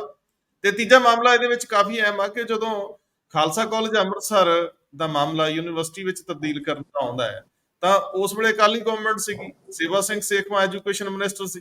ਉਹ ਖੜੇ ਹੋ ਗਏ ਜੀ ਇਹ ਕੌਮ ਦੀ ਵਿਰਾਸਤ ਆ, ਇਹਨੂੰ ਯੂਨੀਵਰਸਿਟੀ ਵਿੱਚ ਤਬਦੀਲ ਕਰਕੇ ਇੱਕ ਟਰਸਟ ਬਣ ਕੇ ਬਿਲਕੁਲ ਨਿੱਜੀ ਹੱਥਾਂ 'ਚ ਚਲੇ ਜਾਊਗਾ। ਔਰ ਉਸ ਤੋਂ ਬਾਅਦ ਉਹਨਾਂ ਦਾ ਅਕਾਲੀ ਪੋਲਿਟਿਕਸ ਦੇ ਵਿੱਚ ਨਿਮਾਣ ਨਿਘਾਰ ਸ਼ੁਰੂ ਹੁੰਦਾ। ਸੋ ਸਵਾਲ ਇਸ ਗੱਲ ਦਾ ਹੈ ਕਿ ਸੰਸਥਾਵਾਂ ਨੂੰ ਕਿਵੇਂ ਅੱਗੇ ਲੈ ਕੇ ਜਾਣਾ, ਸੰਸਥਾਵਾਂ ਨੂੰ ਸੰਸਥਾਵਾਂ ਵਾਂਗ ਨਾ ਦੇਖ ਕੇ ਉਹਦੇ ਵਿੱਚ ਆਪਣੀ ਭੂਮਿਕਾ ਨੂੰ ਦੇਖਣਾ। ਸਰਦਾਰ ਹਰਮੀਤ ਸਿੰਘ ਜੀ, ਸਵਾਲ ਤਾਂ ਉੱਠਣਗੇ ਜਿਹੜੇ ਅਸੀਂ ਸ਼੍ਰੋਮਣੀ ਕਮੇਟੀ ਵਾਲੇ ਸਵਾਲ ਉਠਾਏ ਆ, ਕਰਨੈਲ ਸਿੰਘ ਪੰਜੋਲੀ ਵੱਲੋਂ ਇੱਕ ਫੇਸਬੁੱਕ ਦੇ ਉੱਪਰ ਲਿਖੀ ਗਈ ਪੋਸਟ ਤੋਂ ਅੱਗੇ ਵਧਾਏ ਨੇ, ਜਿਹਦੇ ਵਿੱਚ ਉਹਨਾਂ ਕੁਝ ਸਕੂਲਾਂ ਦਾ ਜ਼ਿਕਰ ਕਰਦਿਆਂ, ਕਾਲਜਸ ਦਾ ਜ਼ਿਕਰ ਕਰਦਿਆਂ ਇਹ ਕੀਤਾ ਕਿ ਤੁਸੀਂ ਇੱਕ ਨੂੰ ਕੀ ਰੋ ਰਹੇ ਹੋ, ਇੱਥੇ ਤਾਂ ਆਵਾ ਉੱਤਿਆ ਫਿਰਦਾ। ਸੋ ਸ਼੍ਰੋਮਣੀ ਕਮੇਟੀ ਦੇ ਮੌਜੂਦਾ ਪ੍ਰਧਾਨ ਜਿਹੜੇ ਪ੍ਰੋਫੈਸ਼ਨਲੀ ਐਡਵੋਕੇਟ ਨੇ, ਉਹਨਾਂ ਨੂੰ ਸੋਚਣ ਦੀ ਲੋੜ ਆ ਕਿ ਟਰਸਟ ਕਿਉਂ ਬਣੇ, ਕਿੰਨਾ ਸਥਿਤੀਆਂ 'ਚ ਬਣੇ, ਅੱਜ ਕੱਲ੍ਹ ਉਹਨਾਂ ਨੂੰ ਕੌਣ ਆਪਰੇਟ ਕਰ ਰਿਹਾ, ਕੀ ਉਹ ਵਿਅਕਤੀਗਤ ਤਾਂ ਨਹੀਂ ਹੋ ਗਏ, ਜੇ ਵਿਅਕਤੀਗਤ ਹੋ ਗਏ ਤੇ ਕਿਹੜੇ ਹੋ ਗਏ ਆ, ਉਹਨੂੰ ਇਜਲਾਸ ਬੁਲਾ ਕੇ ਰੱਖ ਦੇਣ ਅੱਗੇ। ਇਹਦੇ ਉੱਤੇ ਤੁਹਾਡੀ ਟਿੱਪਣੀ ਸਾਰਥਕ ਰਹੂਗੀ। ਪਰ ਇਸ ਤੋਂ ਬਾਅਦ ਅਸੀਂ ਪ੍ਰਧਾਨ ਮੰਤਰੀ ਦੇ ਭਾਸ਼ਣ ਦੇ ਵਿੱਚੋਂ ਬਹੁਤ ਸੰਖੇਪ 'ਚ ਲੈਣਾ ਸਾਰਾ। ਅਸਲ ਦੇ ਵਿੱਚ ਸ਼੍ਰੋਮਣੀ ਕਮੇਟੀ ਦਾ ਜਿਹੜਾ ਇੱਕ ਕਰੈਕਟਰ ਹੈ, ਜਿਹੜਾ ਸ਼ੁਰੂ ਤੋਂ ਲੈ ਕੇ ਇੱਕ ਸਿਸਟਮ ਹੈ ਕਿ ਉਹ ਡੈਮੋਕ੍ਰੇਟਾਈਜ਼ ਹੋਵੇ, ਇਜਲਾਸ ਹੋਣ ਲਗਾਤਾਰ। ਇੱਥੇ ਤਾਂ ਇਜਲਾਸ ਦੇਖਦੇ ਹੋ, ਬਜਟ ਇਜਲਾਸ ਹੁੰਦਾ ਜਾਂ ਕੋਈ ਸਪੈਸ਼ਲ ਇਜਲਾਸ ਹੁੰਦਾ, 2 ਘੰਟਿਆਂ ਦੇ ਵਿੱਚ 3 ਘੰਟਿਆਂ ਦੇ ਵਿੱਚ ਚਲੋ ਜੀ ਵੱਖ-ਵੱਖ ਥਾਵਾਂ ਤੇ। ਇਹ ਤਾਂ ਇੱਕ ਸਗੋਂ ਅਸੈਂਬਲੀਆਂ ਲਈ, ਪਾਰਲੀਮੈਂਟ ਲਈ ਵੀ ਇੱਕ, ਜਦੋਂ ਇਹਨੂੰ ਸਿੱਖਾਂ ਦੀ ਮਿੰਨੀ ਪਾਰਲੀਮੈਂਟ ਕਹਿੰਦੇ ਆ, ਉਹ ਇਸ ਢੰਗ ਨਾਲ ਬੈਠੇ ਸਹਿਜ ਨਾਲ ਗੱਲ ਕਰੇ, ਬਾਕੀ ਤਰੀਕੇ ਸਾਰੇ ਦੇਖੇ ਓਵਰਆਲ।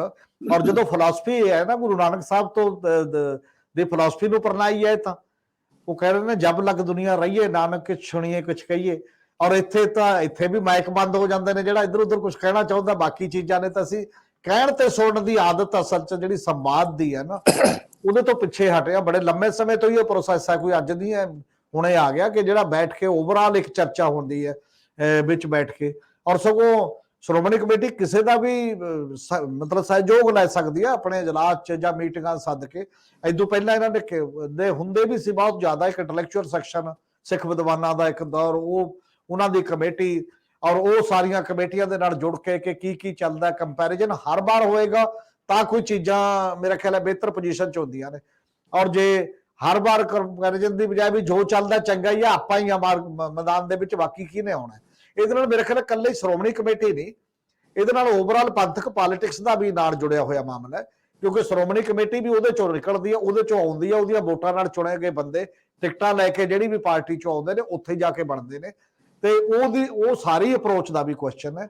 ਔਰ ਜੇ ਉਹ ਸਾਰੀ ਅਪਰੋਚ ਪ੍ਰਾਈਵੇਟਾਈਜੇਸ਼ਨ ਦੀ ਉਸ ਪਾਸੇ ਜਾਂਦੀ ਹੋਵੇ, ਜੇ ਇੰਡੀਵਿਜੂਅਲ ਬੰਦੇ ਆਪਣੇ ਵੱਡੀਆਂ ਵੱਡੀਆਂ ਸੰਸਥਾਵਾਂ ਖੜੀਆਂ ਕਰਦੇ ਹੋਣ, ਆਪਣੇ ਤਰੀਕੇ ਦਾ ਉਹ ਉਸ ਲੈਵਲ ਦਾ ਇੱਕ ਮਾਈਂਡਸੈਟ ਬਣ ਜੇ, ਤਾਂ ਫਿਰ ਕਲੈਕਟਿਵ ਮਾਈਂਡਸੈਟ ਬੜਾ ਮੁਸ਼ਕਲ ਬਣਦਾ ਹੈ। 2 ਅਲੱਗ-ਅਲੱਗ ਧਾਰਾਵਾਂ ਨੇ, ਅਲੱਗ-ਅਲੱਗ ਚੀਜ਼ਾਂ ਨੇ।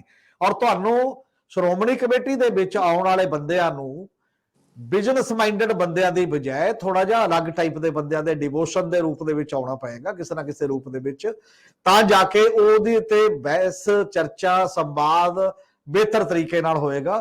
ਫੇਰ ਹੀ ਉਹਦੇ ਚੋਂ ਮੇਰੇ ਖਿਆਲ ਹੈ, ਚਾਹੇ ਸਕੂਲ ਹੋਵੇ, ਹਸਪਤਾਲ ਹੋਣ, ਜਿੰਨੇ ਮਰਜ਼ੀ ਨੇ, ਔਰ ਇਹ ਬਹੁਤ ਵੱਡਾ ਰੋਲ ਪਲੇ ਕੀਤਾ ਜਾ ਸਕਦਾ ਹੈ ਇਸ ਸੰਸਥਾ ਵੱਲੋਂ ਰਿਸੋਰਸਸ ਹੋਣ ਦੇ ਕਾਰਨ।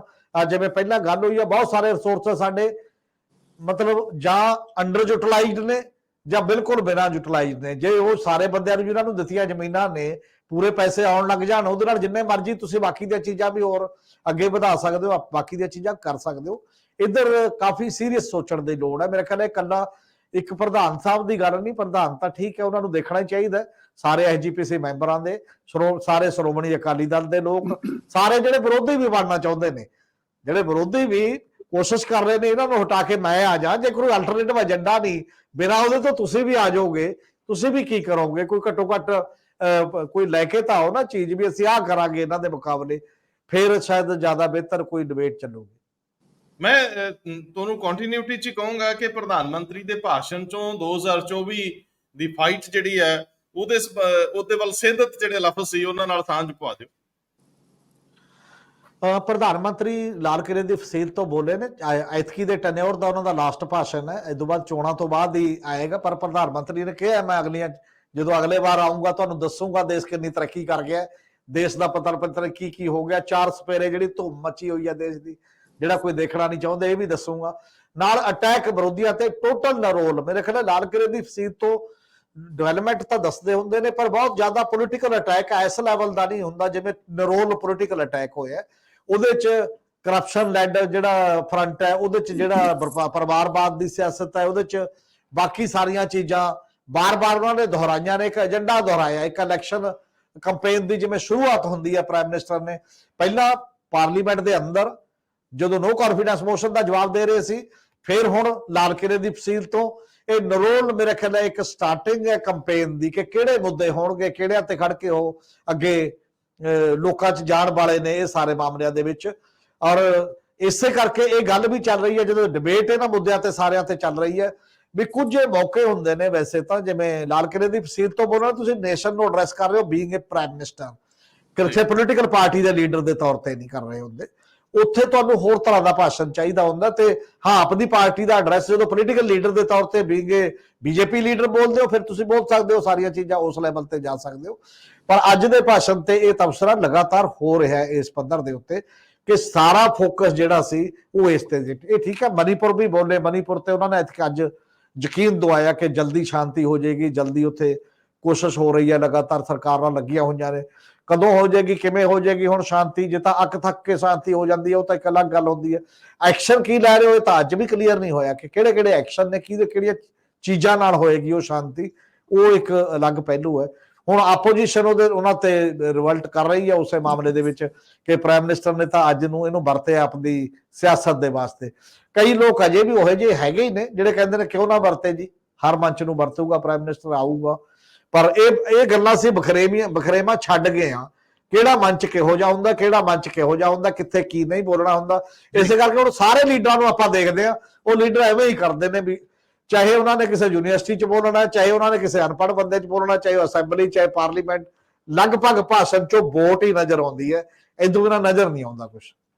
ਸਰਦਾਰ ਜਗਤਾਰ ਸਿੰਘ ਜੀ, ਇੱਕ ਸੰਖੇਪ ਜਿਹੀ ਟਿੱਪਣੀ।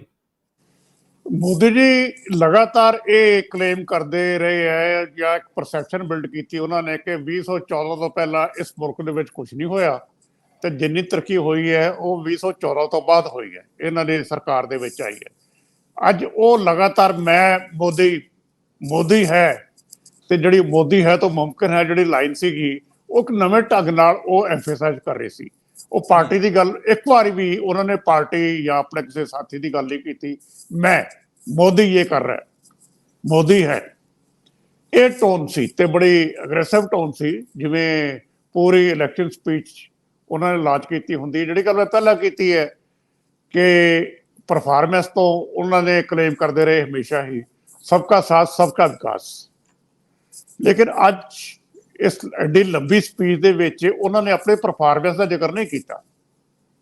ਉਹਨਾਂ ਨੇ 3 ਇਸ਼ੂ ਲਏ ਆ ਜਿਹਦੇ ਤੇ ਉਹ ਕਹਿੰਦੇ ਵੀ ਇਲੈਕਸ਼ਨ ਲੜੀ ਜਾਏਗੀ। ਇੱਕ ਕਰਪਸ਼ਨ, ਦੂਸਰਾ ਪਰਿਵਾਰਵਾਦ, ਤੀਸਰੀ ਪਾਲਿਸੀ ਆਫ ਅਪੀਸਮੈਂਟ। ਸੋ ਇਹਨਾਂ ਨੇ ਪਰਫਾਰਮੈਂਸ ਦੀ ਆਪਣੀ ਗੱਲ ਨਹੀਂ ਕੀਤੀ। ਜੇ ਤੁਹਾਡੀ ਪਰਫਾਰਮੈਂਸ ਇੰਨੀ ਵਧੀਆ ਸੀਗੀ ਤੇ ਇਹ ਫਿਰ ਮੇਨ ਇਸ਼ੂਸ 3 ਪਰਫਾਰਮੈਂਸ ਕਿਉਂ ਨਹੀਂ ਹੈ ਮੇਨ ਇਸ਼ੂ। ਹੁਣ ਜਿਹੜੀ ਗੱਲ ਨਹੀਂ ਕਹੀ ਉਹ ਹੋਰ ਵੀ ਜ਼ਿਆਦਾ ਇੰਪੋਰਟੈਂਟ ਹੈ। ਮੁਲਕ ਦੇ ਸਾਹਮਣੇ ਜਿਹੜੀ ਸਭ ਤੋਂ ਵੱਡੀ ਸਮੱਸਿਆ ਇਸ ਵੇਲੇ ਡਿਵਿਸਿਵ ਪੋਲਿਟਿਕਸ ਦੀ ਹੈ। ਲੋਕਾਂ ਨੂੰ ਲੜਾਇਆ ਜਾ ਰਿਹਾ, ਮਨੀਪੁਰ ਤੋਂ ਲੈ ਕੇ ਮੇਵਾਤ ਤੱਕ ਉਹ ਇਸ ਵੇਲੇ ਅੱਗ ਲੱਗੀ ਹੋਈ ਹੈ। ਉਧਰ ਸਿੱਧੀ ਲੱਗੀ ਹੋਈ, ਇੱਧਰ ਤੋਂ ਹੋ ਰਹੀ ਹੈ, ਤੇਲ ਪਾਇਆ ਜਾ ਰਿਹਾ। ਮੋਦੀ ਜੀ ਦੇ ਮੂੰਹੋਂ ਇੱਕ ਲਫ਼ਜ਼ ਇਸ ਸਿਆਸਤ ਦੇ ਅਗੇਂਸਟ ਨਹੀਂ ਨਿਕਲੇ। ਇੱਥੇ ਹੀ ਸਾਰੀ ਗੜਬੜ ਹੈ। ਬੀਜੇਪੀ ਆਪਣੀ ਪਰਫਾਰਮੈਂਸ ਤੇ ਨਾ ਇਲੈਕਸ਼ਨ ਲੜ ਕੇ ਡਿਵਿਸਿਵ ਪੋਲਿਟਿਕਸ ਔਰ ਇਹਨਾਂ ਇਸ਼ੂ ਤੇ ਲੜ ਰਹੀ ਹੈ। ਇਹ ਬਹੁਤ ਇਹਨਾਂ ਇੰਪੋਰਟੈਂਟ ਐਸਪੈਕਟ ਹੈ। ਤਾਂ ਮੈਂ ਕਿਹਾ ਕੁਝ ਗੱਲਾਂ ਜਿਹੜੀਆਂ ਇਹਨਾਂ ਨੇ ਕੀਤੀਆਂ ਉਹ ਇੰਪੋਰਟੈਂਟ ਹੈ, ਜਿਹੜੀਆਂ ਨਹੀਂ ਕੀਤੀਆਂ ਉਸ ਤੋਂ ਵੀ ਜ਼ਿਆਦਾ ਇੰਪੋਰਟੈਂਟ ਹੈ। ਉਹਦੇ ਬਾਰੇ ਬਿਲਕੁਲ ਮੋਦੀ ਜੀ ਚੁੱਪ ਪੈਂਦੀ ਜੀ। ਇੱਥੇ ਬੋਲਣ ਦੀ ਲੋੜ ਸੀ ਜਿੱਥੇ ਨਹੀਂ ਬੋਲਿਆ ਗਿਆ। ਅੱਜ ਅਸੀਂ ਇਹ ਸਮਾਪਤੀ ਕਰ ਰਹੇ ਹਾਂ, ਲੇਕਿਨ ਮੈਂ ਇੱਥੋਂ ਇੱਕ ਬੇਨਤੀ ਕਰਨਾ ਚਾਹੂੰਗਾ ਗੁਰੂ ਗੋਬਿੰਦ ਸਿੰਘ ਫਾਊਂਡੇਸ਼ਨ ਦੀ ਉਸ ਧਿਰ ਨੂੰ ਜਿਹੜੀ ਕਟਹਿਰੇ ਦੇ ਵਿੱਚ ਹੈ ਕਿ ਇਹ ਵਿਅਕਤੀਗਤ ਹੱਥਾਂ ਦੇ ਵਿੱਚ ਕਿਉਂ ਚਲੇਗੀ ਸੰਸਥਾ। ਜੇਕਰ ਉਹ ਆਪਣੀ ਕੋਈ ਗੱਲ ਰੱਖਣਾ ਚਾਹਣ, ਜੇਕਰ ਉਹ ਕੋਈ ਪੱਖ ਸਾਨੂੰ ਭੇਜ ਸਕਣ, ਸਾਡੇ ਨੰਬਰ ਡਿਸਪਲੇ ਹੁੰਦੇ ਰਹਿੰਦੇ ਆ। ਯਤਨ ਕਰਨ ਦੇ ਬਾਵਜੂਦ ਉਸ ਧਿਰ ਨਾਲ ਰਾਬਤਾ ਨਹੀਂ ਹੋ ਸਕਿਆ। ਸੋ ਹੋ ਸਕਦਾ ਹੈ ਕਿ ਇਹ ਉਸ ਧਿਰ ਦਾ ਇੱਕ ਪੱਖ ਜਿਹੜਾ ਉਹ ਨਾ ਆਉਣ ਕਰਕੇ ਇਹ ਅਧੂਰੀ ਸਥਿਤੀ ਬਣੀ ਰਵੇ। ਸੋ ਉਹਨਾਂ ਨੂੰ ਬੇਨਤੀ ਹੈ ਕਿ ਜੇਕਰ ਉਹ ਕੁਝ ਕਹਿਣਾ ਚਾਹੁੰਦੇ ਆ ਤੇ ਬੇਸ਼ੱਕ ਸਾਨੂੰ ਦਸਤਾਵੇਜ਼ ਸਾਨੂੰ ਭੇਜ ਦੇਣ ਈਮੇਲ ਰਾਹੀਂ। ਜੇ ਉਹ ਟੈਲੀਫੋਨਿਕਲੀ ਵੀ ਕੁਝ ਕਹਿਣਾ ਚਾਹੁੰਦੇ ਆ ਤੇ ਅਸੀਂ ਉਹਨਾਂ ਲਈ ਅਵੇਲੇਬਲ ਆ। ਸਰਦਾਰ ਹਮੀਰ ਸਿੰਘ ਜੀ, ਸਰਦਾਰ ਜਗਤਾਰ ਸਿੰਘ ਜੀ, ਕਿਸੇ ਨਾਲ ਵੀ ਗੱਲ ਕਰ ਲੈਣ, ਸਾਨੂੰ ਕੋਈ ਮੁਸ਼ਕਲ ਨਹੀਂ। ਅਸੀਂ ਉਹਨਾਂ ਦਾ ਪੱਖ ਵੀ ਜ਼ਰੂਰ ਅੱਗੇ ਵਧਾਵਾਂਗੇ। ਬਹੁਤ ਮਿਹਰਬਾਨੀ, ਬਹੁਤ ਧੰਨਵਾਦ।